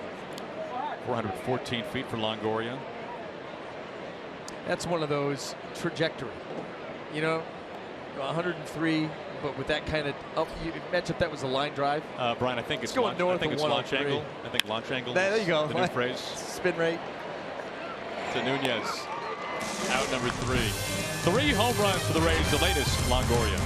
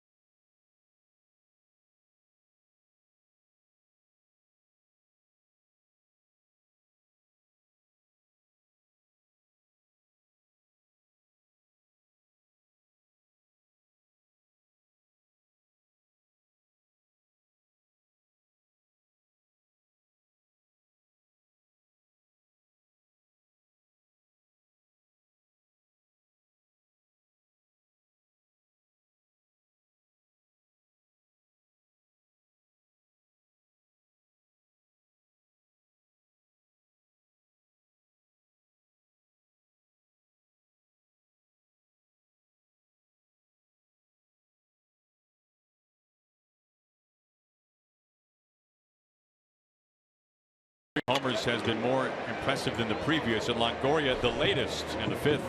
A solo smash out to the second deck in left field. Rays on top by 2. Joe Mauer leading off the bottom of the 5th. And the pitch count beginning to get up there for Andriese. Well, he's had to work. He's been in trouble. You think about all of the runners in scoring position. You think about that last half inning. Bases loaded with 1 out. Ties him up here 1-1.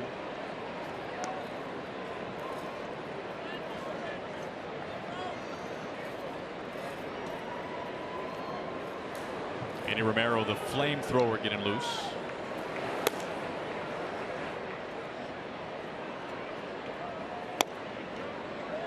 One and 2 to Mauer. See, all of a sudden now the pitch is moving in on Joe Mauer, trying to tie him up a little bit, knowing up the middle the other way. But if you get it in off the plate, it's tough to inside out that baseball. You almost force him to try to pull. And Mauer caught looking. Take a look at our game summary of this one today. Hank Conger, first pitch, second home run of the season. That tied things up at 1 apiece.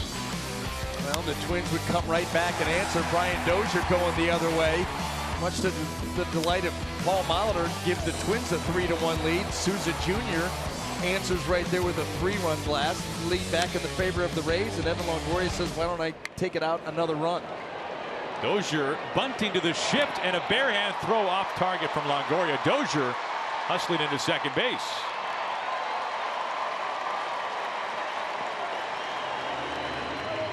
Have you seen someone bunt into the shift before, Brian? I have not seen anybody bunt into the shift before. He lays that down, forces Evan Longoria to try to make a play. Yeah, something that you're not going to see very often. But Brian Dozier, you're worried about him swinging the bat, hitting the ball out of the ballpark. He lays down a bunt. Evan Longoria, look at how quickly he covered that ground on that bare hand. Got to it in enough time to perhaps make a play. A do-or-die throw just a little bit wide and off the glove of Logan Morrison, and that allows Dozier a quick read right there.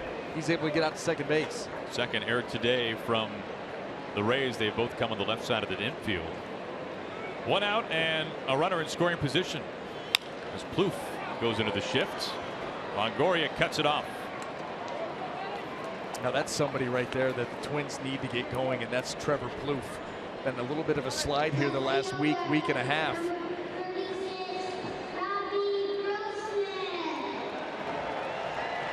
Two outs, Dozier at second base. And here is Robbie Grossman. Some clouds overhead, but dry so far here from Minneapolis.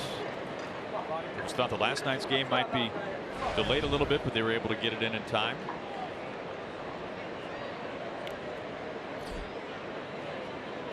Grossman the tying run.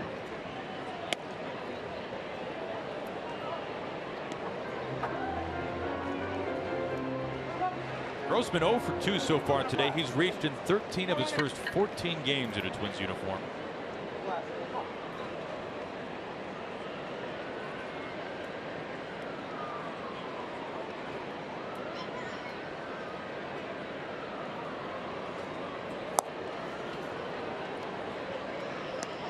Andrews quickly ahead 0-2. Pretty good off-speed delivery right there. That changeup working its way down in the zone. Robbie Grossman anxious to try to drive that run in. And Andrews working with a runner in scoring position for the 4th inning.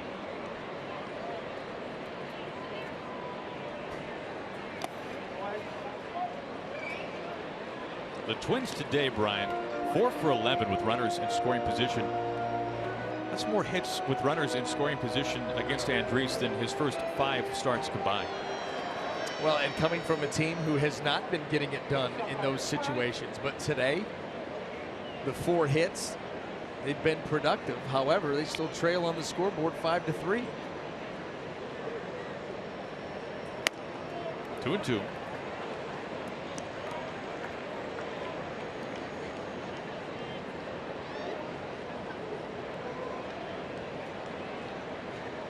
Category the Twins have struggled in this year.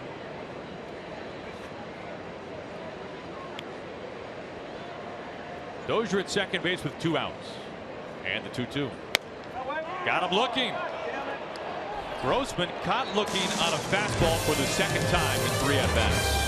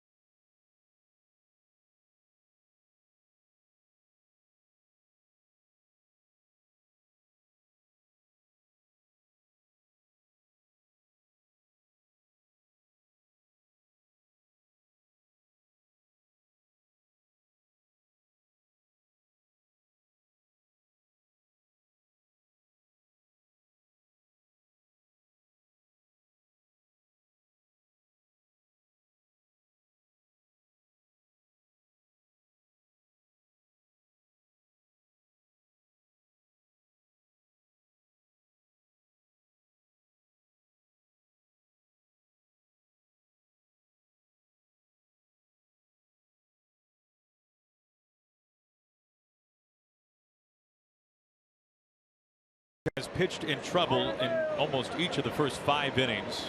Now at 92 pitches, as he's able to work around a runner at second base in the bottom of the 5th. Dickerson leads off the top of the 6th, looks at a first pitch strike. Dickerson hitless today, although he has scored a run. He's in the midst of a 2 for 22 slump and has brought his average beneath 200. As this is rolled to Dozier. They get 2 for 23, 1 out. Well, that was one guy that we were talking with Kevin Cash that he highlighted. We need to get Corey Dickerson going. Said that would give them a little bit more length to their lineup. You think about his power potential. You can see the frustration there with the flip of the helmet, but he is a guy that has the potential to break out. He's very streaky, and when he gets going, he'll get extra base hits in bunches. Well, last time Souza was up, he hit a second decker with 2 men on. That gave the Rays a 4-3 lead. They've since extended it to 5-3.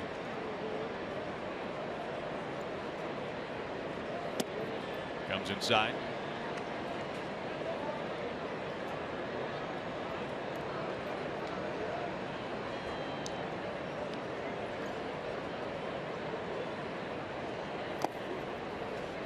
Souza was part of that 3-team deal with Tampa Bay, San Diego, and Washington that sent Will Myers to the Padres, and that deal has really benefited the Nationals. They got Joe Ross, young brilliant starter for the Nationals, Tyson's younger brother, also Trey Turner, their shortstop of the future, who's just recently called up. Souza ahead of the count, 3-1.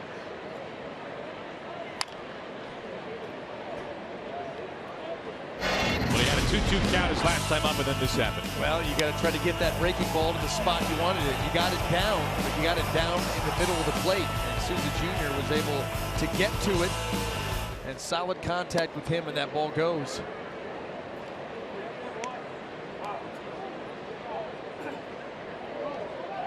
That should be ball 4, and everybody realizes now.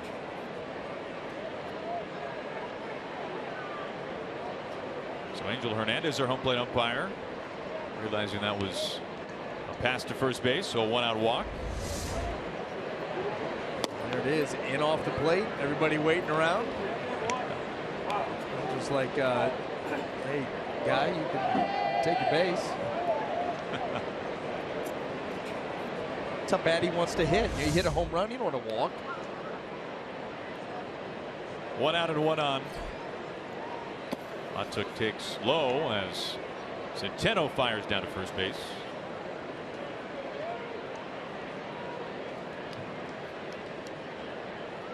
Now Montook with the much needed base hit back in the 4th. He was 3 for 32 since being recalled from AAA Durham.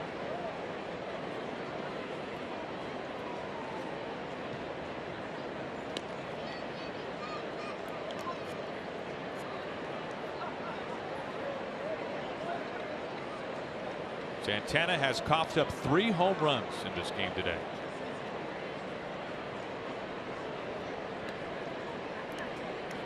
Souza, a couple of steals on the year, has been caught twice as well. Santana, opposing base stealers, just 1 out of 2 against him. You know, the Minnesota Twins tied for the fewest caught stealings in baseball, but Santana's done a much better job of controlling the running game as he's gone through his career. Uh-oh, look at that. Souza slides it to second, and he's safe. Boy, he was caught so far off the bag that Juan Centeno came up firing to Park, and Souza Jr. never attempted to head back to first base. He immediately broke for second, and with the long throw to Park, there was no way to get him. Watch as he takes off, now stops. The throw behind him, and he's gone. Park even went for a sweep tag before he looked to throw. You're right. That cost some time. Sure did. Souza's 3rd steal of the year.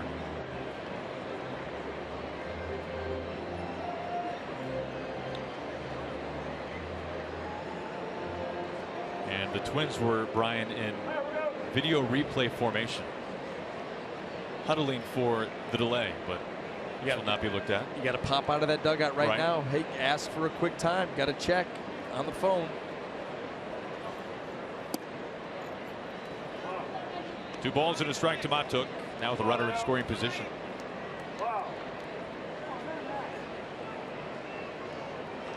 Santana now at 90 pitches, not happy with that call to ball.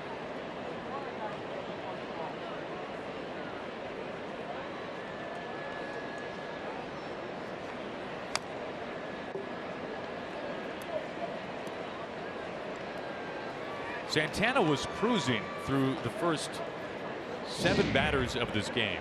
Struck out 4 of the first 7, then gave up the home run to Conger. Still faced just 1 over the minimum through the first 3 innings, and then the second time through started to run into some problems. Yeah, never saw that coming, and it wasn't because the Rays had already seen him. I mean, they may have an idea what he's going to try and do, and he's had, over the course of his career, 15 starts against the Rays. But it was location and command, where the first time through the lineup, those first 10 hitters, he was on the corners. Started catching a lot of the plate, a lot of pitches like this. It's another 90 feet. Another wild pitch for the Minnesota Twins. That's his second today.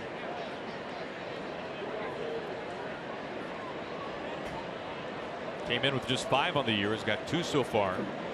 You talked about earlier how it leads to runs. Okay, you got a 1-out slider that Centeno is able to block. It scoots off to the right, but now Souza Jr. at third with less than 2. Another prime opportunity to score a run, and that's going to force the Twins to bring that infield in. Can't give up any more runs. Let the Rays keep widening this lead. The Twins with more wild pitches than anyone in baseball. Bullpen will start to stir. Souza 90 feet from home. And the 3-2 to Matuk. Pushes him inside. Back-to-back walks. So Santana 1 walk over the first 5 innings. He has walked 2 in the span of his first 3 batters here the 6th.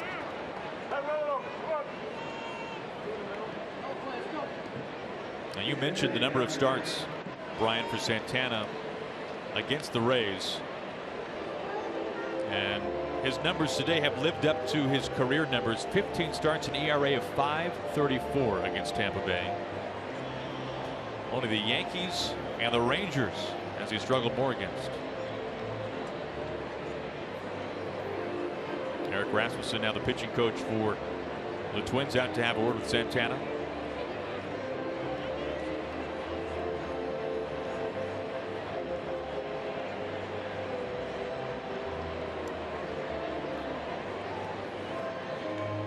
Vote today, vote tomorrow. Vote for your 2016 All-Stars today with the Esurance MLB All-Star Game Ballot. Vote at MLB.com/vote and catch all the excitement of the 87th MLB All-Star Game presented by MasterCard, July 12th, live on Fox.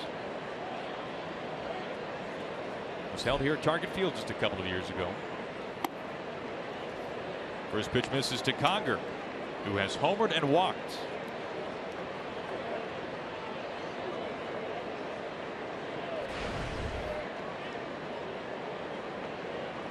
One out, runners on the corners.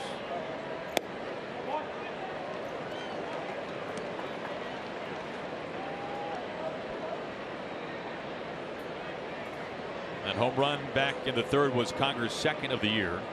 He's got Souza at 3rd, Matuk at 1st.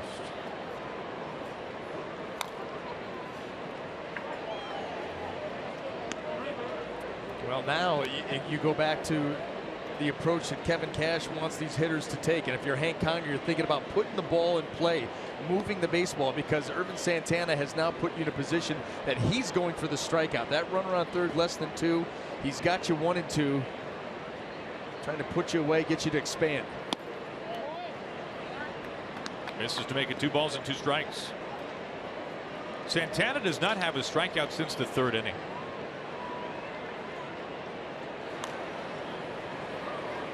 Tonkin and Boshears warming up. Righty and a lefty going for Paul Molitor.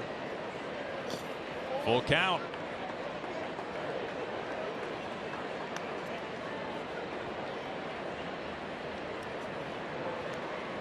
Now Santana pushing 100 pitches now. Beckham on deck.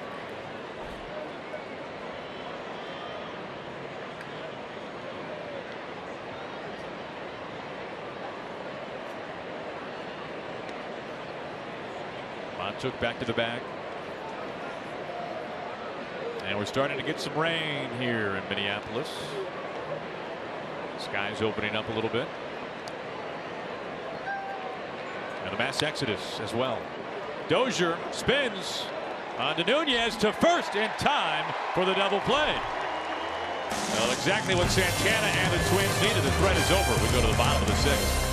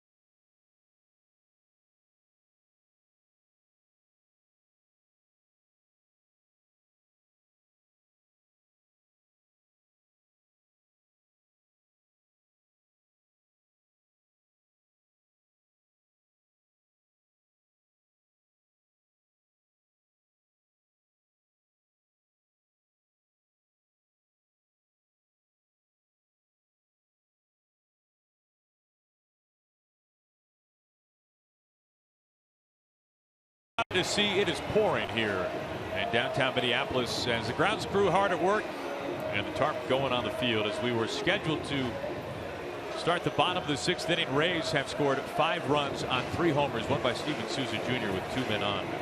And BA, we were expecting to see Matt Andriese, who had gone back up on the mound with 92 pitches on his pitch count through 5 innings, but at this point with the delay that has now started and the fact that he's at 92 pitches, likely Andriese done for the day. Well, you know what? I think it really depends on how long this rain delay lasts. You would think so in theory, but you know, if this is rather short, you may see him go back out there. Teams tend to be very cautious in these types of situations, but you know, Matt Andriese has thrown the ball well, and I think that Kevin Cash wanted to squeeze out another couple of outs with him. The way that he's used his bullpen.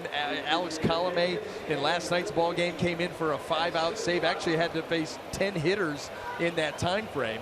So the bullpen has been used, and we'll see what happens. We'll see how long it takes.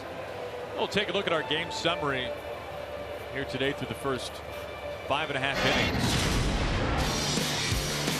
And Hank Conger, with the Rays trailing by a run, jumped on the first pitch from Santana, his second home run of the year. That tied it up at 1 apiece.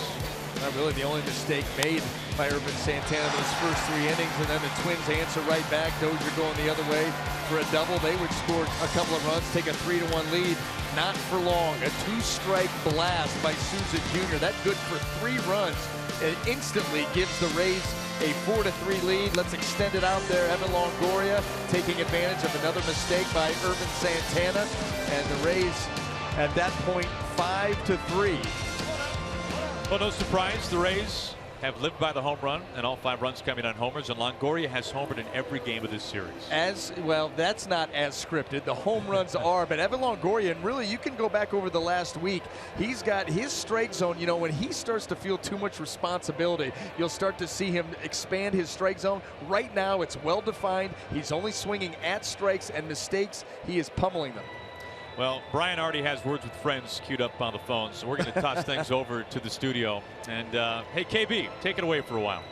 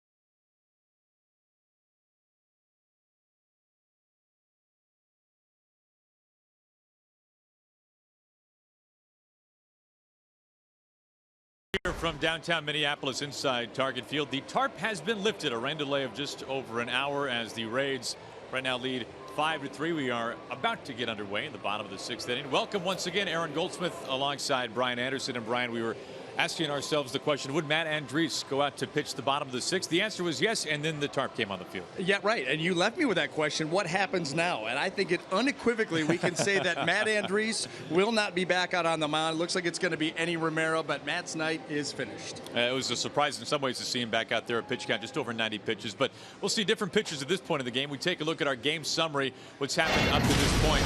And we picked things up when Hank Conger came to the plate. First pitch you saw, he tied it up. Well, you know, fastball left out over the plate by Irvin Santana. The Rays were able to hit that home run, tie the ball game at 1. But the Twins, they'd strike right back. Ryan Dozier with a tremendous at-bat there. 2 strikes, gets the ball out deep into right field.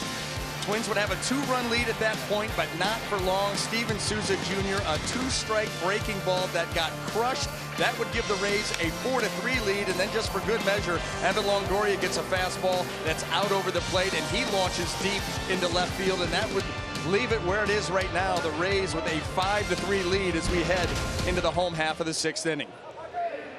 So Matt Andriese done after 5 innings and 92 pitches. He hands things over to the bullpen. It's Eddie Romero, the powerful lefty, one of the top velocities in terms of his fastball, averaging 97 miles an hour. He takes the hill to work the bottom of the 6th inning. He faces first baseman Byung-Ho Park.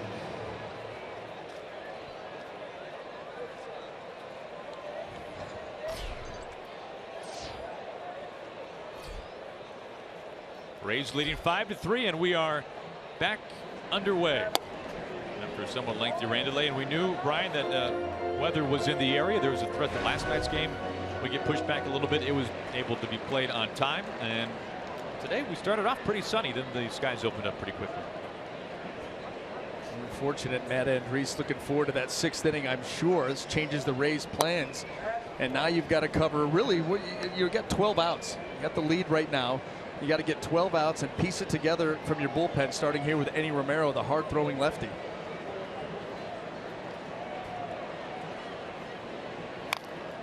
One and two. Now you look at American League relievers in terms of top velocity, and Romero trailing just Aroldis Chapman, who everybody trails, and Danny Duffy. Well, a tremendous fastball, a slider to go along with it, so he's just not a one-trick pony. Although that one trick is pretty good, as you see right there at 97. And to be clear, that velocity among American League lefties. Romero 25 out of the Dominican Republic. Count still 2-2 to Park.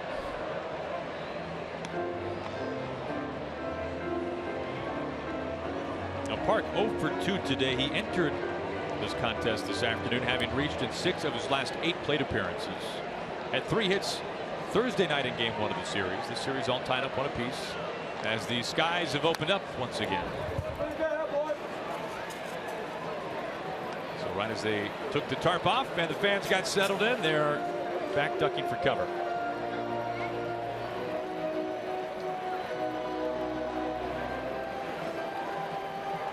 As best they can.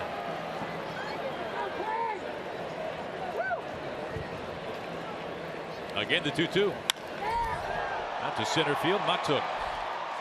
I'm going to go back just a little bit for it for round number 1. You know what would be interesting, and this always happens in these rain delays, especially when they get up around that hour mark and then further than that, is do you show up ready to play again?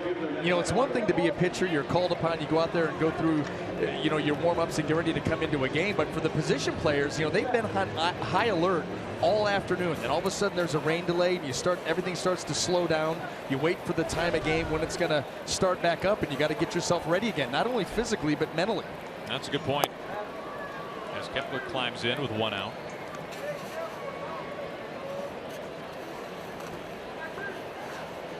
Favorite clubhouse rain delay activity, Brian? Oh, I mean, words with friends, right? I don't even think they had that when I was playing. I don't think so. 1-1. But had they, that would have been top of the list. That would have been top of the list.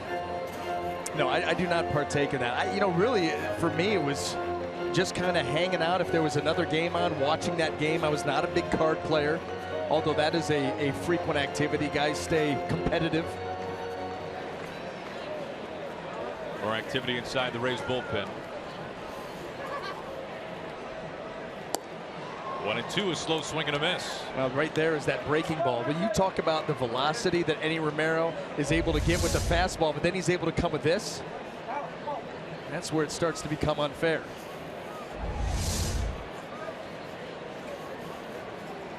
Kepler 1 for 2 today, a single up the middle back of the fourth. Time missing with the heat.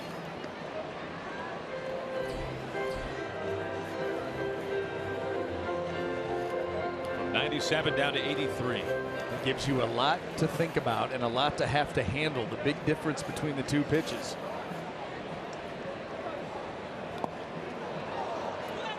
Conger trying to go after it. And Logan Morrison's glove not in time.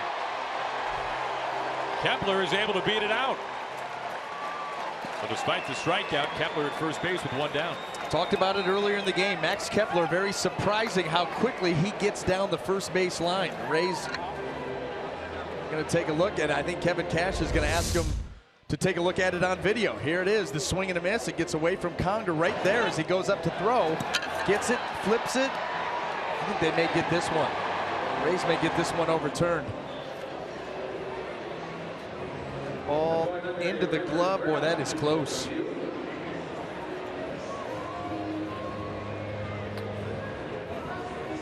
I think they got him. It looks like it. Yep. That ball into the back of the glove as Kepler's foot was coming down, and the Rays may get this overturned. Actually should get this overturned. Well, the critical thing to watch is when that ball gets the back of the glove. Yep.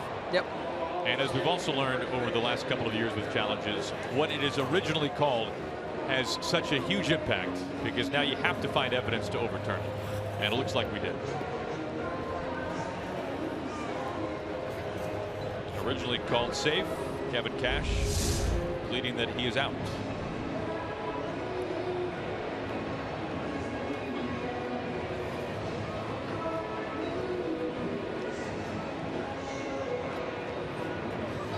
You can see Morrison's glove bounce back before that foot comes down.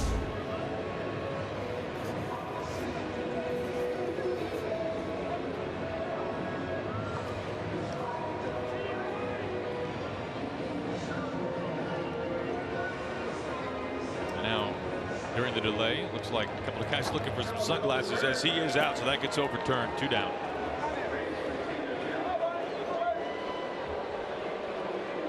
Kevin Cash wins that one.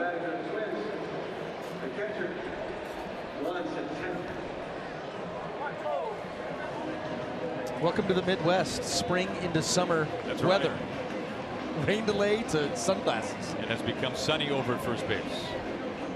So 2 up, 2 down. That'll bring in Centeno.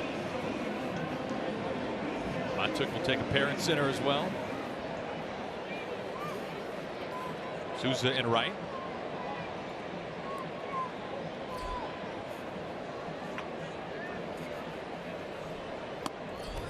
Centeno looks at ball 1.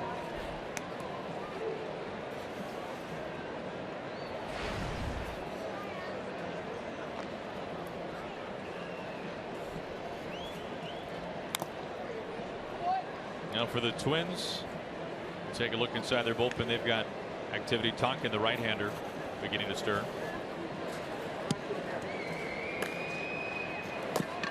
Urban Santana went 6 innings, gave up 3 home runs. All 5 runs for the Rays coming on 3 long balls. As the count pushes to 1-2. Centeno now with a hit in each of his last 4 starts, including today.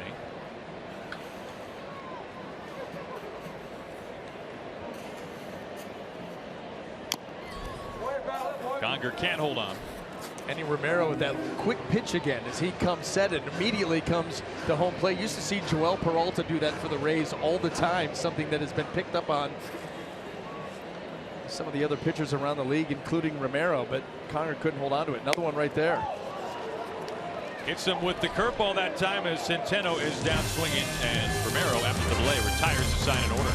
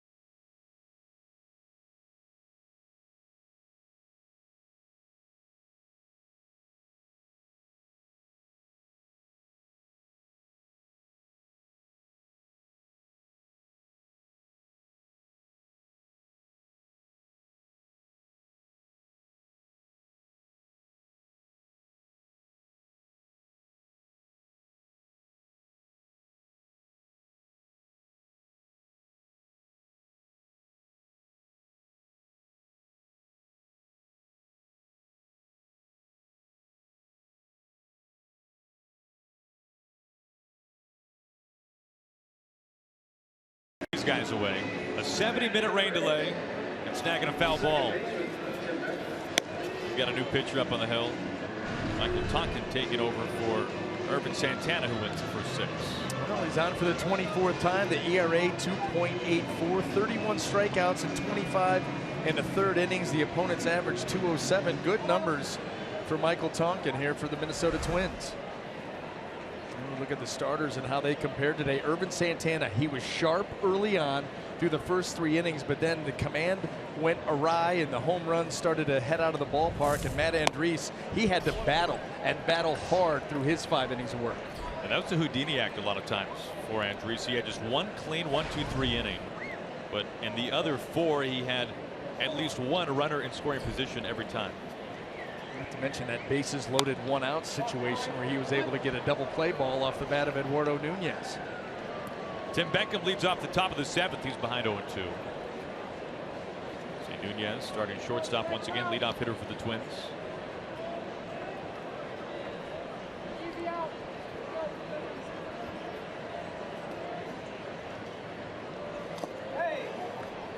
Appealed out of first base. He does not go. Beckham 0 for 2 so far today, a flyout and a pop-up. For Irvin Santana, those 5 runs, the 2nd most he's allowed in any start this year. Remember, he came into this game with the lowest ERA among all Twin starters, which unfortunately for the Twins isn't saying a whole lot. 29th in baseball and rotation ERA. They've been roughed up. That's a pitching staff. Starting rotation has led the pitching staff to have the worst ERA in the American League. They've given up the most home runs in the American League. That was added to today. And that has got to be one of the biggest differences between the 2015 Twins and the 2016 Twins. For years, their rotation, think of those consecutive 90-loss seasons, the rotation for the Twins was among the worst in the league. Last year, the rotation much better. Of course, added Santana despite a PED suspension. He missed the first 80 games. But the rotation has gone back to old form this year. Beckham, a leadoff base hit right up the middle. And a single to start up the top of the 7th. Tim Beckham able to lay off a couple of sliders off the plate, get a fastball middle, and took it right back up the middle. Tonkin, look out. Right back at you.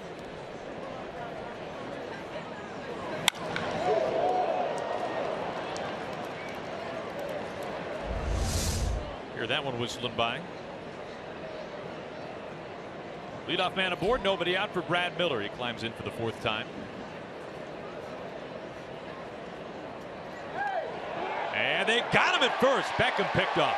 And that wasn't even a good throw over there by Tonkin. That's how far Beckham was leaning and got himself way off the bag. Boy, Byung-Ho Park had to reach for that throw, then get the tag down. But look at Beckham. He is caught leaning, trying to get back, and that tag right to the elbow before the hand gets to the bag.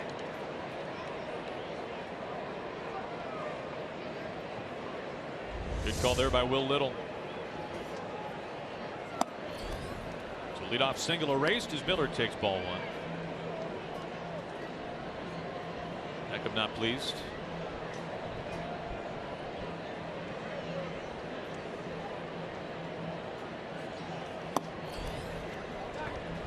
Miller, a standout in college at Clemson. Drafted and developed by the Mariners, traded over this offseason in November to the Rays from Windermere, Florida, so he's much closer to home these days. Shoots his high to the alleyway in left center. Grossman running out of room, and this is off the wall. Miller has a stand-up double.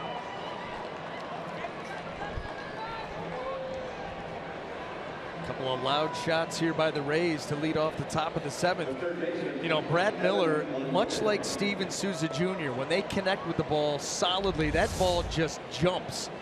And this ball middle working its way to the outer portion of the plate, and Brad Miller stays inside it, drives it, and comes that close to getting it out of here. That's a big shot here too, because that's in between 377 and 411, deep out into left center field. That's a pop.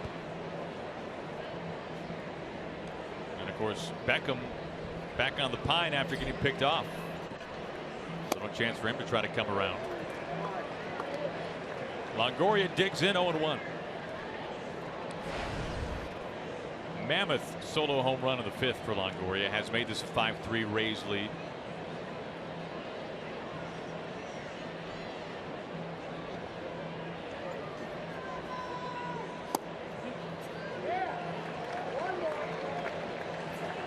Now there's pretty stiff competition, especially this year at third base in the American League for the All-Star game. This year held in San Diego, but Longoria playing like an All-Star recently.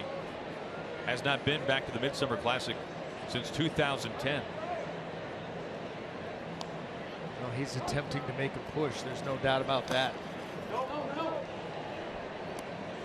Longoria has now tied his career best with home runs in 3 straight games. All 3 games of the series. We take a look at the American League All-Star ballot, and no surprise, Machado right now the leading vote getter at third base.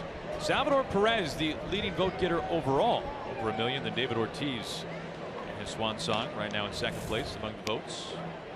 I think the biggest surprise is only 3 Royals. You're right. Buxton tracking it well to the warning track. Miller will tag and scampers into third base. 2 outs and a runner at third for the Rays. This year it's the Cubs that are pulling the Royals from last year. Yes, they are. The entire infield. Well, you know what? Can hardly blame them. A lot of excitement in Chicago. We talked about them earlier in this ball game. The record that they have right now, how well they've been playing. And we see the National League All-Star game balloting. The entire infield and center field. All Cubs. Harper the leading vote getter. Pardon me, Rizzo the leading vote getter. Harper right behind him. 0-1 to Logan Morrison. Now Morrison a single into left field and scored a run back in the 4th. That extended his hitting streak to 8 games.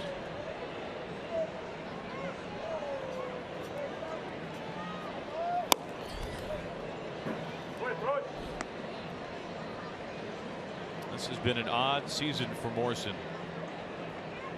You look at what he has done recently. He has been the hottest hitter in baseball since May 16th. Even better than his former teammate Kyle Seager in Seattle. Well, and he went into that game hitting 119 with no runs driven in. That's how dramatic the turnaround has been. Morrison on the 2nd day of May was batting .094. He went his first 29 games this year without an RBI. Hitting in the middle of the lineup. And that's what Kevin Cash, when he was talking about Logan Morrison, said the way that he handled his struggles. He shoots this out to center. Buxton having a turn. Buxton having a look. And Logan Morrison is scalding hot. Wow. The 4th home run for the Rays today. It comes with 2 outs. And Miller aboard at third base. Morrison's 5th of the season. And he has helped to really open this one up in the Rays' favor. 7-3 Tampa Bay. The contact off of Tonkin in this top half of the 7th inning has been loud. Even Longoria's fly ball deep, but a hanging breaking ball. Logan Morrison full extension. We know how strong he is, and another home run. He knew it when it left the bat. Strike 1 to Pierce. Well, Morrison has now homered in back-to-back games. A 9th inning home run last night for Morrison that was the opposite way. This time he goes dead center. Yeah. It went the corner of the bullpen in last night's game. Dead center in this game, even more impressive. With 2 outs, a pop-up. Plouffe calls it off and makes the catch. 4 home runs today for the Twins. And that has accounted for all 7 runs. That should surprise no one. Logan Morrison, his 5th of the season, a 2-run blast.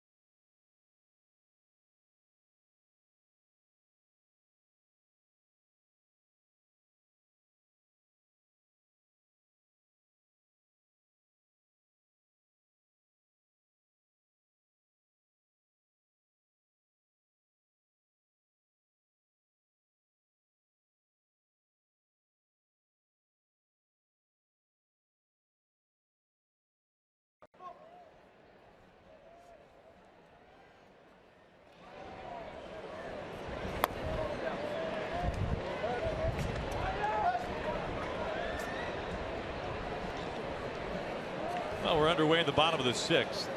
Ball 1 to Buxton leading things off. Pardon me, bottom of the 7th. And it's 1-1. Angel Hernandez taking full and complete control of this game. Just firing out there. Let's play ball. And reservations. Yeah, reservations. Time to go. Manny's is waiting. 1-2. A couple of nice breaking balls. Eddie Romero. That's the pitch. That's the separator for him. Hard enough to deal with that 97-mile-an-hour fastball, but then you get that low to mid 80s breaking ball. And when he has command of that, good luck.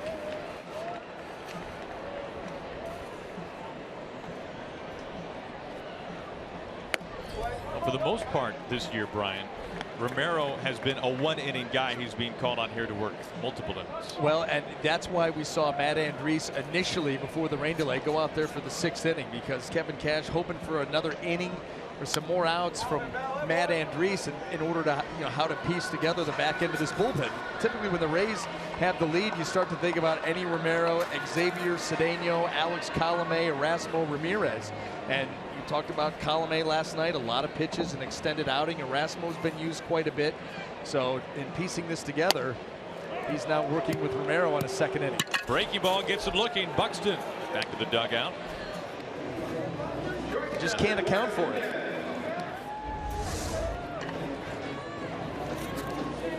Catches the back door. It's 3 straight strikeouts.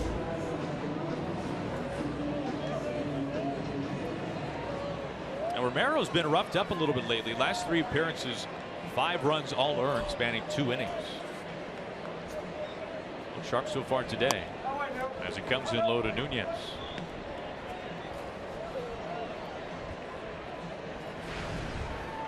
If you include today for Nunez, his last 10 games, he has 19 hits.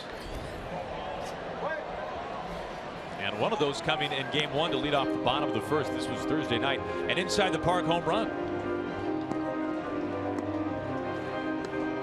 He's been a pleasant surprise here for the Minnesota Twins. He's taken very well to the leadoff spot, been very productive, and a bright spot. No question about it. I don't think anybody would have guessed that the last inside the Parker before Nunez was Kurt Suzuki with the Twins. Nobody had Kurt Suzuki. Nobody had that on the short list. No. Twins catcher. This is shot high the opposite way, but Souza is able to track it down. Jumped off the bat of Nunez. Route number 2. And we'll go back to game 1 of the series. Maybe helped out a little bit by the sun, BA? Yeah, you know what? Brandon Guyer had trouble picking that ball up. It was difficult out there. And then as he got back, he kind of drifted on it, jumped up, twisted his body, was off the heel of the glove. And not only that, it took a terrible bounce for Brandon over into the corner. And Nunez just never let up and made it all the way around. Romero has sat down the first 5 that he's faced here tonight. Now facing Joe Mauer. And the way that the sun was shining through that night here at the top of the stadium here at Target Field, down on the right fielders had to shield their eyes every pitch to try to pick things up off the bat. It was that difficult.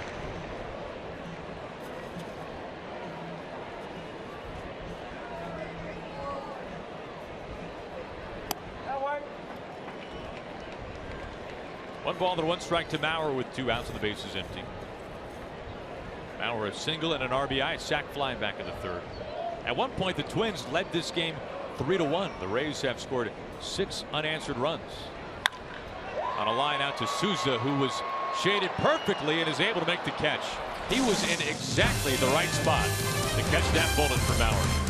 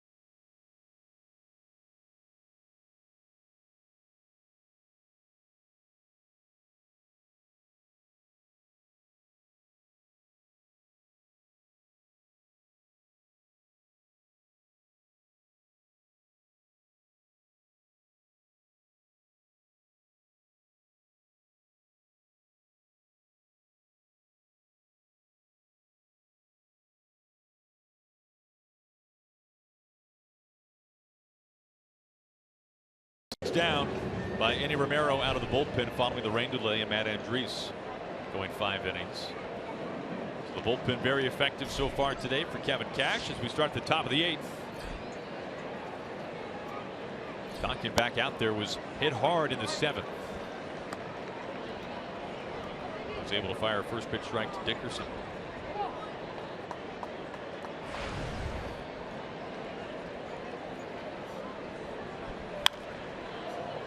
Oh, 2. Well, Tonkin, a former 30th round draft pick back in 2008. Last year really bounced back and forth between Minnesota and AAA Rochester. In fact, 5 different stints in the majors with the Twins. But overall, between the minors and the majors last year, a sub-2 ERA and nearly 60 appearances.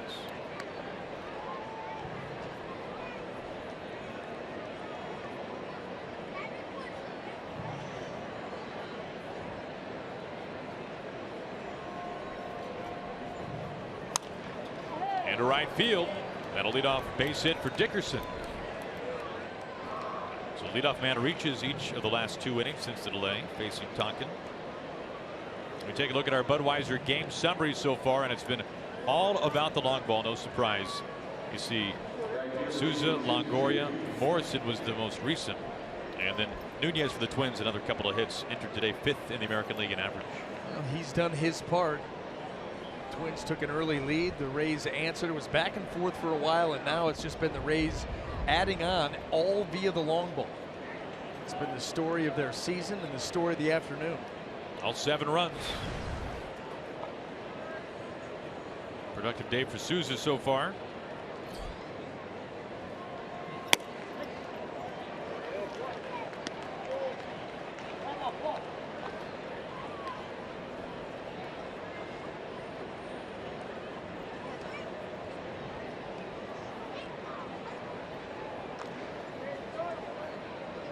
Tonkin's 0-1, and it makes it 0-2. The 2 best pitches we've seen Tonkin throw in his outing. 2 good fastballs right to the outside corner. Too many of the pitches, whether it's the breaking ball or the fastball, have caught a lot of plate. The Rays have put some good swings on those pitches. Blows it past him at 94. So Souza pretty quickly disposed of, 1 out. A couple of those fastballs on the outside corner, and then Tonkin's going to go ahead and climb the ladder right here. 94 gets it above the swing of Souza Jr. for the first out. I mentioned the home runs by the Rays today. This is already their 4th game with 4 home runs. Their season high is 5. Last year they had only 2 games with 4 homers. You can tell much different look to this lineup this year in terms of what they're doing, how they're scoring their runs. What you mentioned earlier in the game too, the depth of the home run threat. So many guys able to hit the ball out of the ballpark. That gives them a chance to do it. Well, Longoria, the only man with 10 or more homers. I take that back. Souza hit his 10th today, so you can put 2 on that list. Off the hands and foul.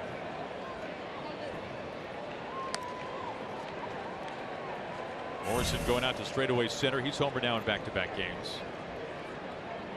Entered this series with 3 homers, now has 5 in the year.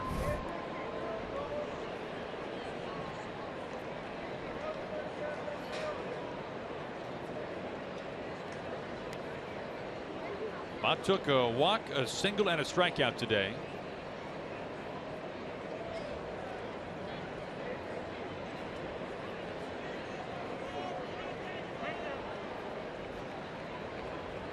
Taking some time here. Time call.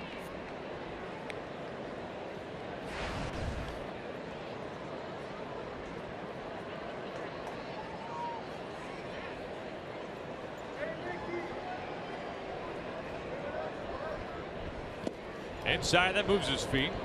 How did it miss him? That ball, arm side run from Tonkin, just continued to track Mikey Matuk, and how he did not get hit by this pitch. Whew.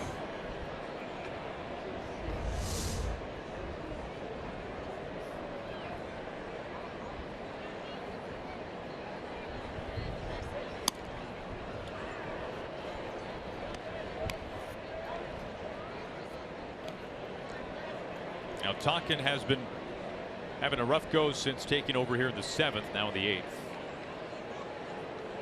4 hits. A warning track out off the bat of Longoria. As the count pushes full.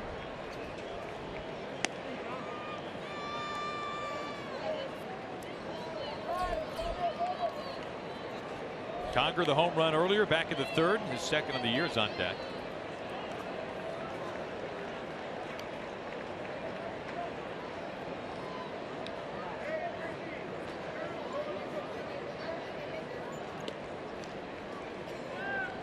This Rays offense here this afternoon has just not let up. 2 different points in the ball game. We're trailing, continued to battle. They've scored in 4 of the 7 innings so far. Slicing to Kepler, able to make a chest high squeeze and throws a dart back to first to double up Dickerson. That wasn't close. Despite a leadoff single, the side retired in order.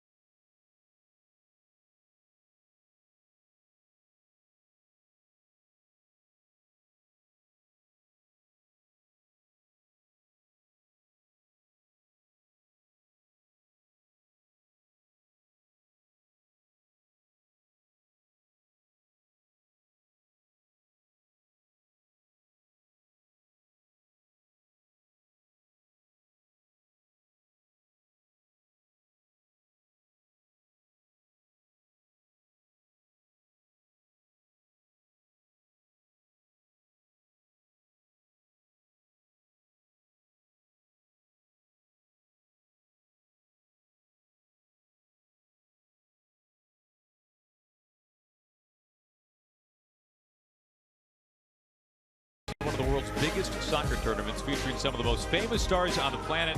And the action continues tonight as Douglas Costa leads perennial powerhouse Brazil against Ecuador at 10 p.m. Eastern on FS1. The Copa America Centenario is all month long across the networks of Fox Sports, or you can watch the entire tournament on Fox Sports Go. And BA, it sounds like that's exactly what you'll be doing. You know what? I will be doing that, and I'll tell you, the United States off to a sluggish start. You know, the tournament on their home turf, and they drop a 2-0 ball game to Colombia, so they've got their work cut out for them. They want to make it. Very emotional about this. It's early, but it's a tough setback. Meanwhile, Sturdivant, our new pitcher.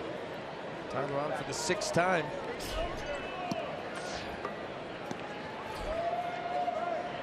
Taking over for Eddie Romero, who was fantastic. Romero 6 up, 6 down, tied a career high with 3 punch-outs. Well, listen, he had his stuff working today. You know, the fastball was there, the slider was there, and that makes all the difference in the world for Eddie Romero. The 0-1 to Dozier. Ruled a strike to make it 0-2.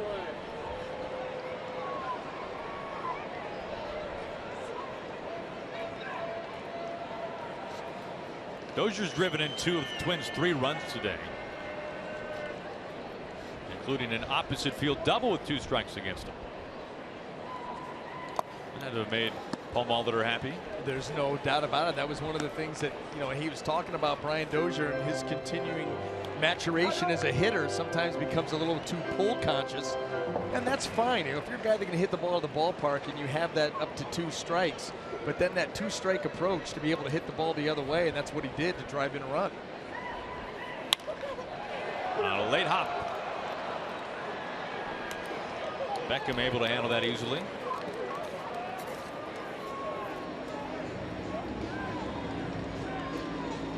Say that one got a little too close for comfort. That ball hit hard. It got into that midsection. What are you going to do? There's no getting out of the way of that one. Right at him. One out for Blue.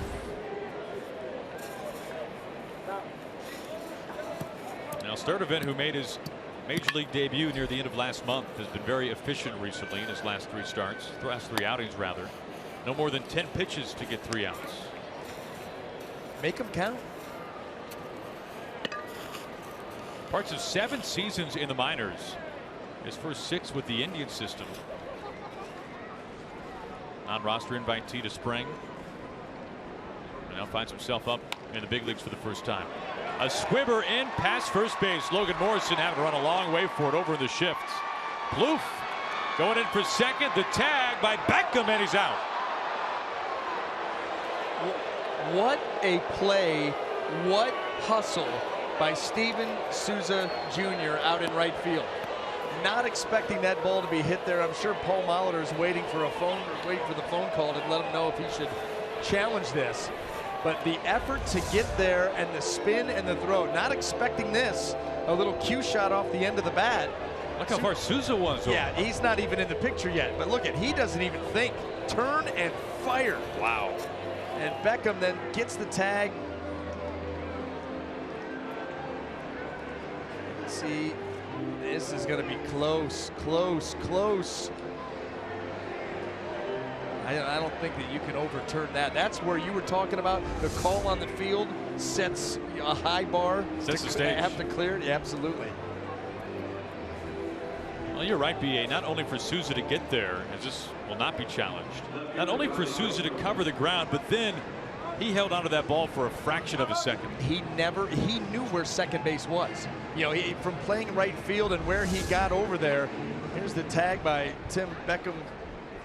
Able to get it to right to the belt before that foot came in, but you're right. He just instinctively knows where second base is.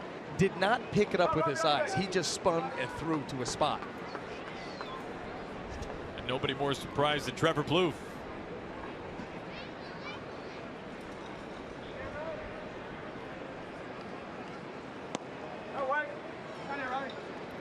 Take a wider look as to where Souza was. And just watch, he does not pick up second base. Get it, throw it.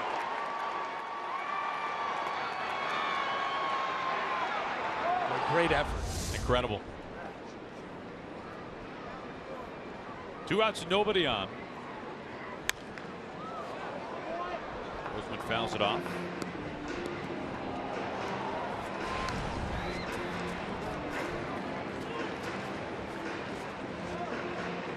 Grossman a rare 0 for 3 so far. He's reached base in 13 of his first 14 games in a Twins uniform.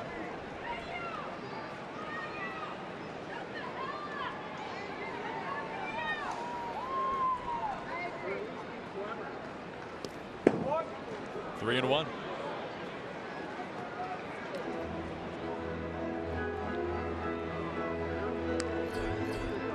And if Grossman can reach, Park is on deck.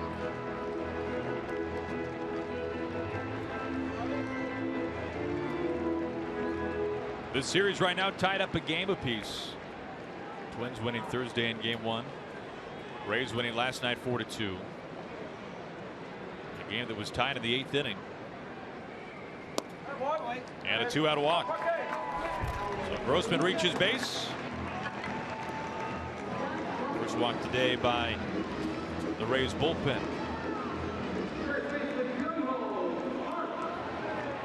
That'll bring in Park with 2 outs.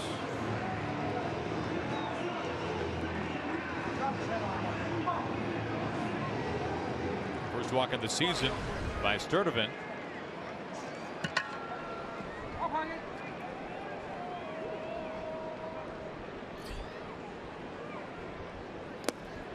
talking earlier about Park's home runs this year. He has 9 homers. That's tied for the American League lead among rookies. Nomar Mazara, who has cleaned up shop back-to-back AL Rookie of the Month awards, April and May, also has 9. But 6 of those 9 homers for Park came in the first month of the season.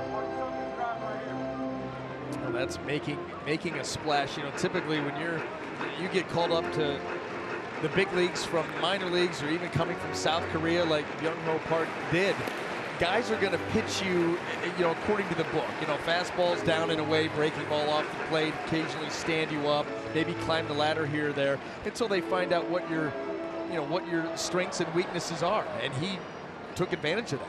Popped some things out. All of a sudden, you start to find where the holes are. Now they're being exploited more and more. Rolls over this to Longoria. Easy throw out at third base. A runner left, and we're through 8 innings.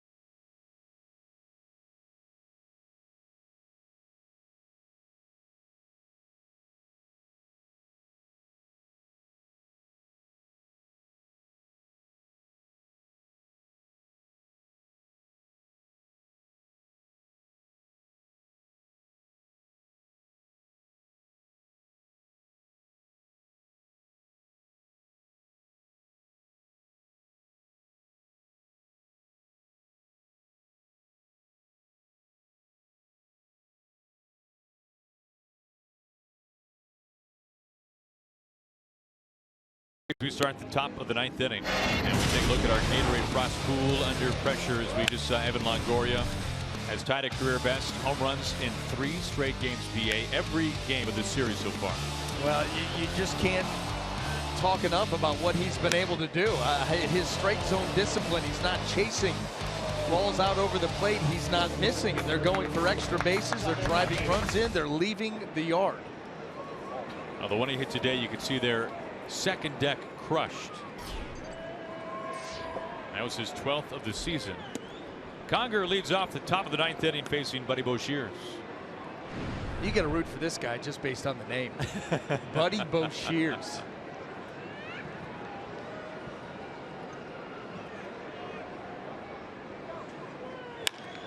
Conger lifts it high to right center. Kepler looking up, and it's off the wall. Nice day for Conger, and if not for that tall wall, would have had his second home run. And getting to hit right-handed, which does not happen very often for Hank Conger. He only had 3 at-bats coming into this one from the right side, and guess what? The last one came against Andrew Miller. That's hardly fair. Not fair at all. No. He's like, you know what? Let me take advantage of this fastball, a little lift and separate to right center field, and up and off the wall. High off the wall.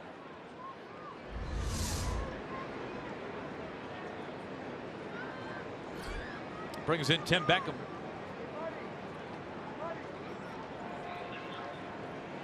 Showing bunt, looking at a ball.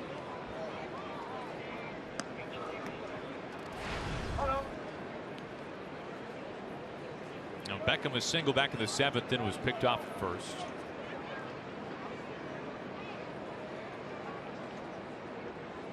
Boshear's making just his third relief appearance for the Twins this year. Pitched an inning and 2/3 scoreless Tuesday in Oakland. Was pitching in Indy League ball last year in the Atlantic League for the Somerset Patriots. Was the league's reliever of the year, just a 1 ERA in 54 innings worth of work. Began the season with AAA Rochester.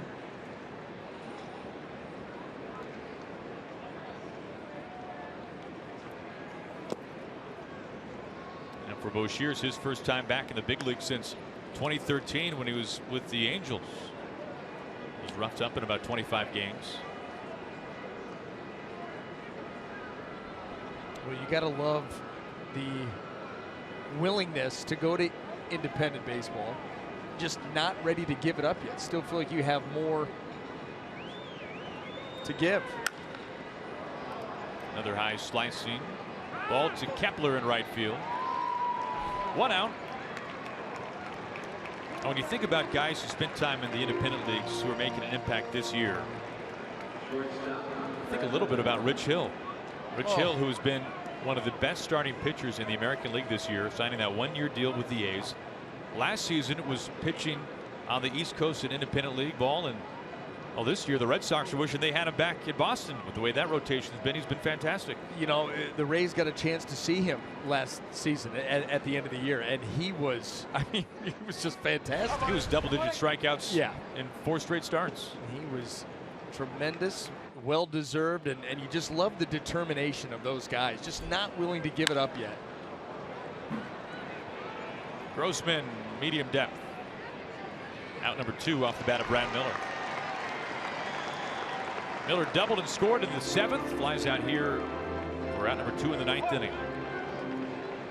Conger, the wall ball double, stands in scoring position for Evan Longoria.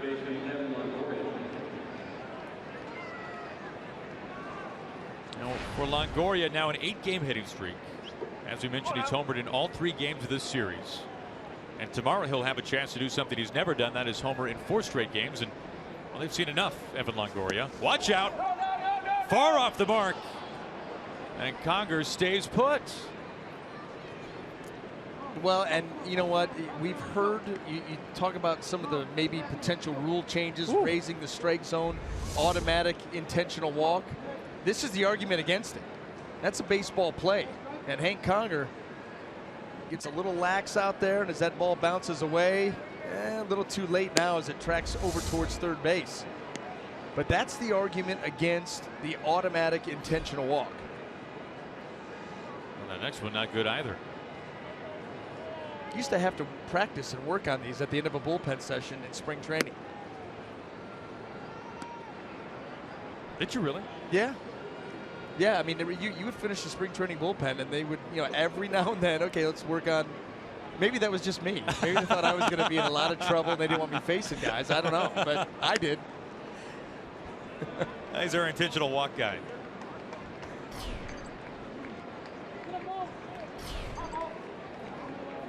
Glad to have you with us here in the top of the 9th inning. Aaron Goldsmith, Brian Anderson.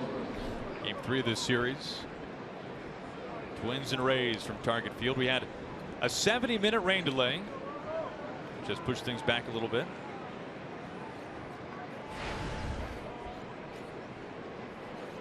First and second for Logan Morrison. 2 outs.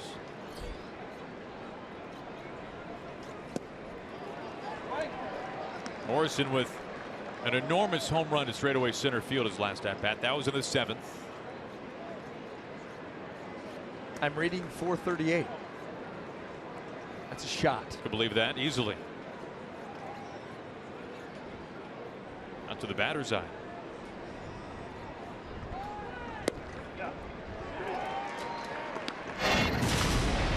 This was just a couple of innings ago. He was able to catch a hanging slider that he got extension on and lifted that out to center field. 4th home run of the day for the Rays. 2 outs, 2 on, 2 strikes to Morrison. And you can see Morrison look up to the skies and give a salute. He does that after every home run. His father Tom was a long-time member of the Coast Guard, 25 years. and sadly passed away because of lung cancer despite being a non-smoker.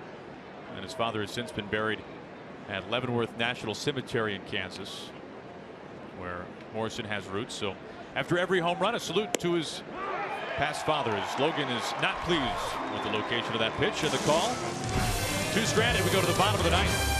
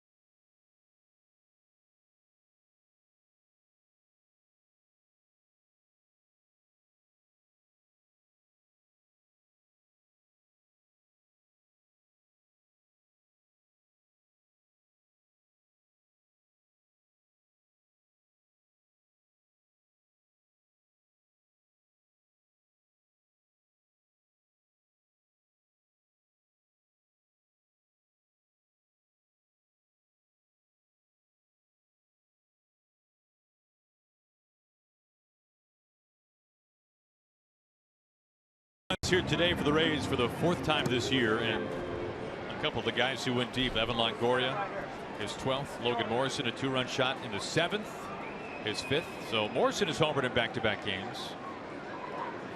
St. Conger got it all started in the 3rd. Souza, a 3-run homer to the 2nd deck and left. Well, that's something that really stands out about the home runs as Kepler leads off the bottom of the 9th. Twins down to their final 3 outs. None of those home runs were cheapies, Brian. No. When you're talking about the guys who hit them, you're talking about Souza Jr. and Evan Longoria, Logan Morrison, when they catch one clean, that is not going to be cheap at all. Keeps his hands in, yanks this down the right field line, but foul. Well, that's the way the Rays have been swinging the bats this season. They are attacking the baseball. It's led to a high number of strikeouts, no question about it. Kevin Cash would like to see them cut down on that number, especially in situations where moving the baseball moves runners. But you appreciate their aggressiveness, and they hold nothing back.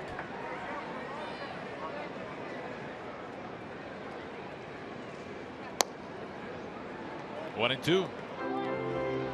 Well, the Twins are in danger of having their 26th game of the year, scoring 3 runs or fewer. Tough to win. They have won just 1 of the previous on the season. Matuk has all day. 2 outs to go for the Twins. Meanwhile, Sturdivant working over an inning for the first time in his young career. This really helps out Kevin Cash if he's able to close out this game by going to Romero for multiple innings and Sturdivant for multiple innings. Save the rest of the bullpen, keep them fresh for the ball game tomorrow and the rest of the road trip. You know, the Rays are in a part of their schedule right now where they've got 20 straight games, so the bullpen is going to be taxed and used. You could save some arms, keep them fresh for the next day, the next couple of days. It's a big lift. Cash, the former big league catcher.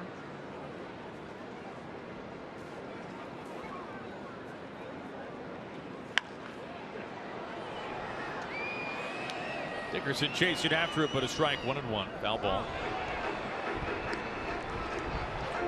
It's also nice to have a couple of guys coming out of the bullpen that you know can give you multiple innings. You know, Rasmo Ramirez is a guy that you know can give you, like, just about a week and a half ago, he went 54 pitches in and out. Sturdivant working in the second inning. Romero's already given you 2. Colomé, a 5-out save last night. Takes him down with it. 1-2. That caught him flush.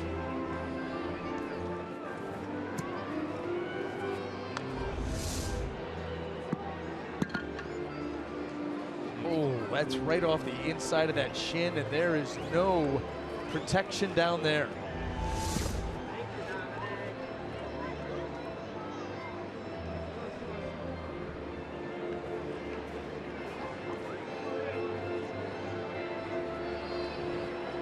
Colomé last night 34 pitches for a 5-out save.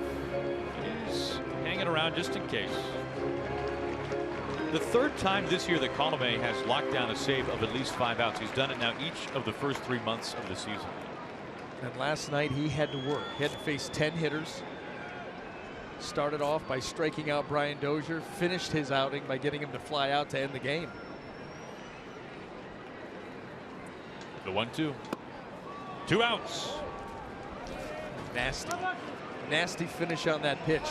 Whole key to a good finishing pitch, especially off speed, in the zone, presented as a strike. Now I start my swing and it bottoms out. Keep it in the strike zone as long as you can. A hitter has to commit with 2 strikes, and then the ball disappears. Tremendous pitch. Last hope for the Twins is Byron Buxton.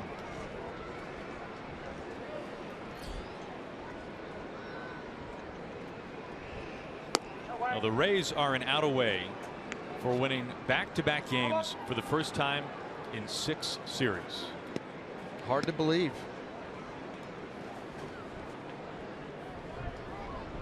First time since a 3-game sweep in Toronto. Boy, that was a series you wondered who was going to get anybody on this team out. They swept the Toronto Blue Jays 3-0 and outscored them 31-7. They went into that series at Rogers Center. At Rogers Center, facing J. Happ and Marcus Stroman the first 2 games, both undefeated at the time. And in those 2 games, scored 25 runs.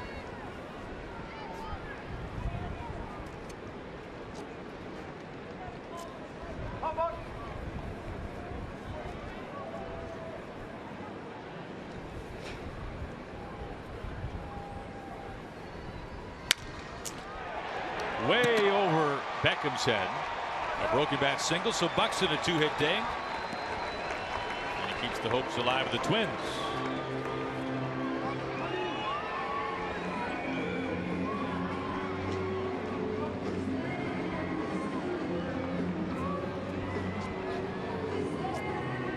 So Colomé still getting loose as the pitching coach Jim Hickey wants to have a word. It'll be interesting to see, how Alex Colomé plays this, because the Twins have no wiggle room. They've got to continue to get guys on base, and if they do that, all of a sudden you look at the grand slam possibility. You look at Brian Dozier would be the guy coming up in that spot.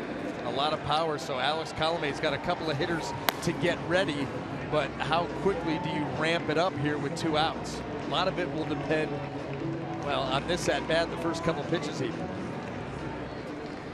And tying run in the hole right now. Especially because you've already used your visit this half. No more ways to delay the game. You're right. Now Buxton into second base.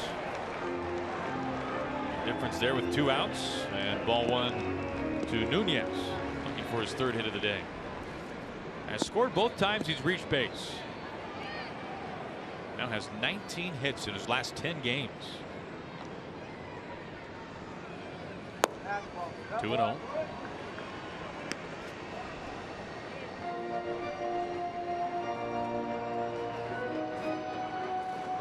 This game got derailed for a little bit. A 70-minute rain delay as we were entering the bottom of the 6th inning. Aim for some extra time at the clubhouse for Kevin Cash. Paul Molitor, both sides.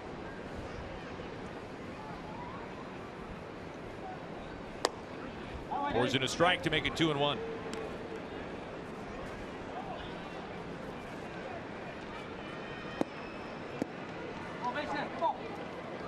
It has been 4 Rays homers to give Tampa Bay a 7-3 lead. Twins have not scored since the 3rd inning.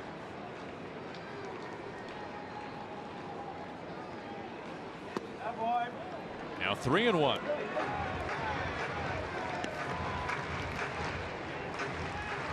Bauer on deck.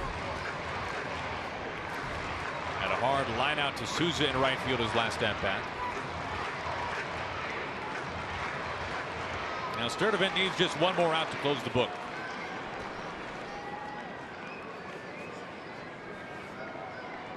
Buxton behind him at second. Again the opposite way. Full count. Nice catch with a hat. Oh, they're giving him away for free today. Twins cap day. Put him to use. Just don't lose the coupon on top. Very important. Hey, that's not a fashion statement. That is a legitimate coupon. There's a reason it's there. 2 outs. Buxton at second. 3 balls and 2 strikes to Nunez. Entered today with the 5th highest average in the American League.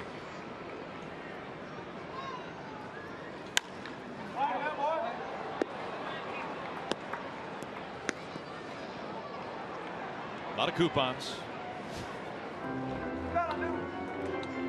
Some fans sticking it out even through the rain delay. Even with the Twins losing here inside Target Field.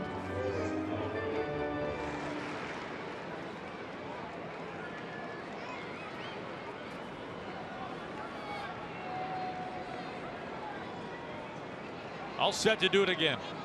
Again, the payoff pitch.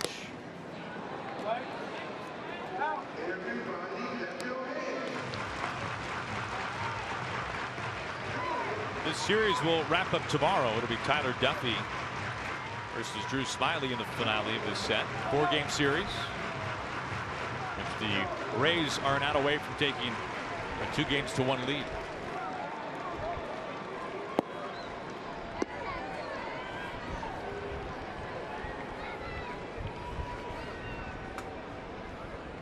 Congress setting up a wave for the 3-2. Souza giving chase. Logan Morrison there as well, and it's into the seats, and another catch in the hat. Now got deked. Right into the paw.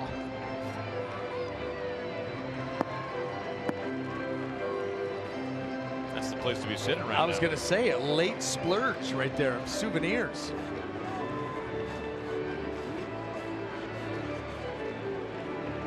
That's why you stick it out.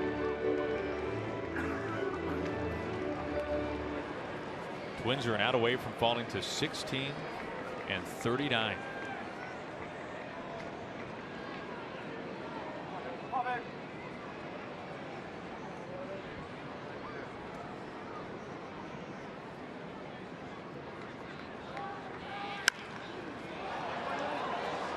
This time Conger off with the mask.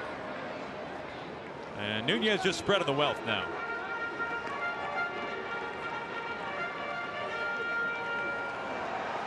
That's why you stick around. And you bring the glove. And you have the rally hat. Got it all. It's all part of the equation. Next pitch will be number 10 coming the way of Nunez.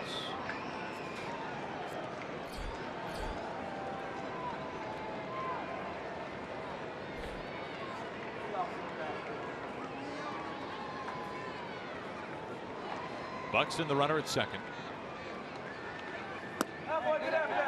And the game continues as Nunez takes ball for a 10-pitch plate appearance.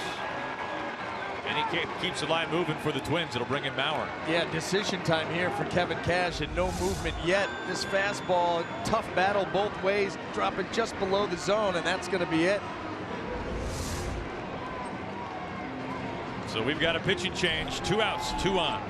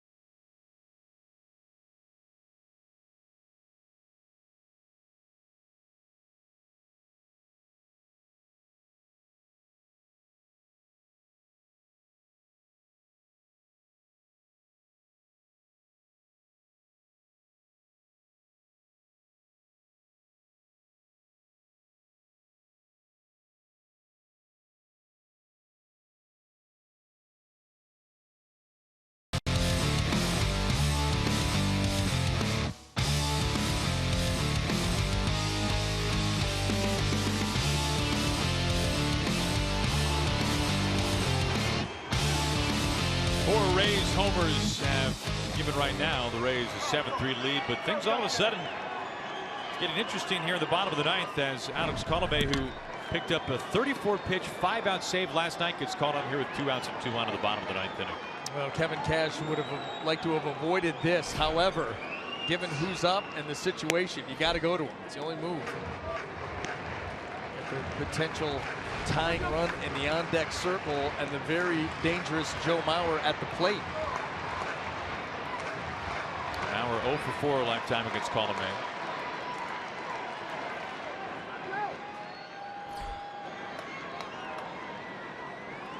The 0-1.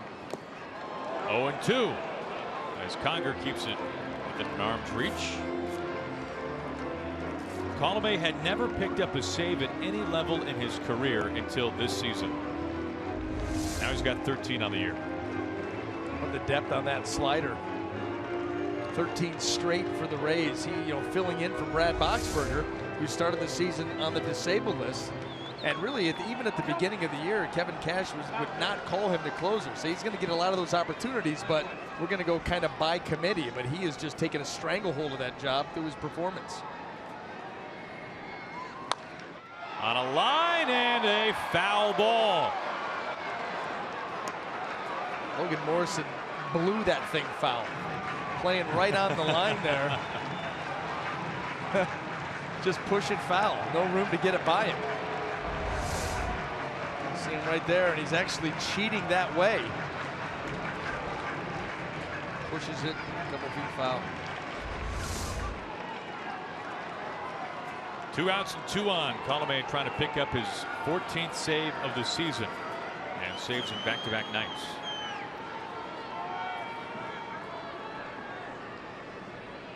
Once more the 0-2. Out to center, and this drops in well in front of Matuk.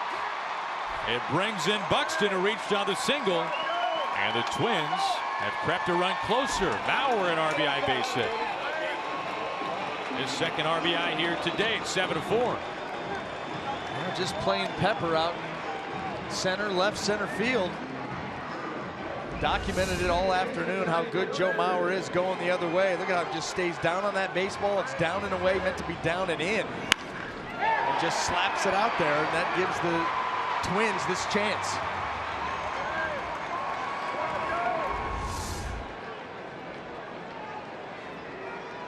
So Dozier now the tying run.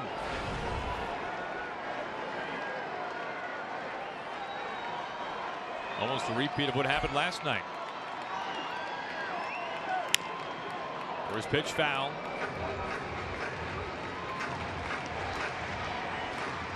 Well, Dozier having one of his best performances in a while. A couple of hits, 2 RBIs as well, including an RBI double the opposite way. His first multi-hit game since May 10th, a span of 20 games.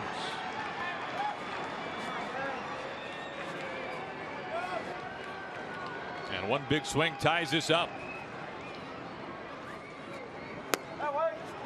1-1.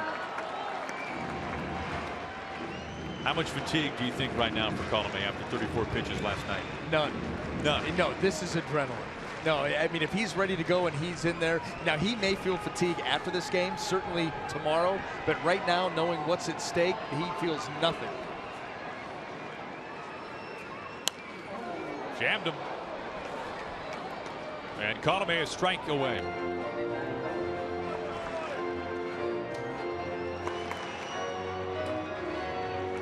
Colomé spent some time last year in the rotation. Molitor hoping for a 9th inning comeback.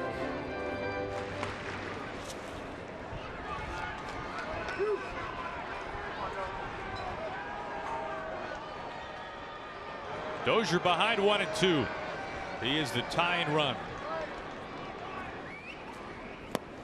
There he goes, and that's your ball game. Colomé picks up the save in back-to-back games, and the Rays have won back-to-back games for the first time, Brian, in 6 series. Well, it took a late comeback last night, not a late comeback, but a tie ball game late, score some runs, and then a comeback 2 different times today. It has not been easy for this ball club. It has not been going easily for the Twins either, but the Rays brought out the big bats here this afternoon, and 4 home runs later, they walk out 7-4 victors. Conger, Souza, Morrison, Longoria, all going deep. All 7 runs for the Rays here this afternoon, coming on homers, which should surprise none of us. Now, the Rays have won back-to-back games. They've got a chance for a rare 4-game road series win when this series wraps up tomorrow here from Target Field. For Brian Anderson and our entire FS1 crew, I'm Aaron Goldsmith. So glad you could join us, and so long from Target Field.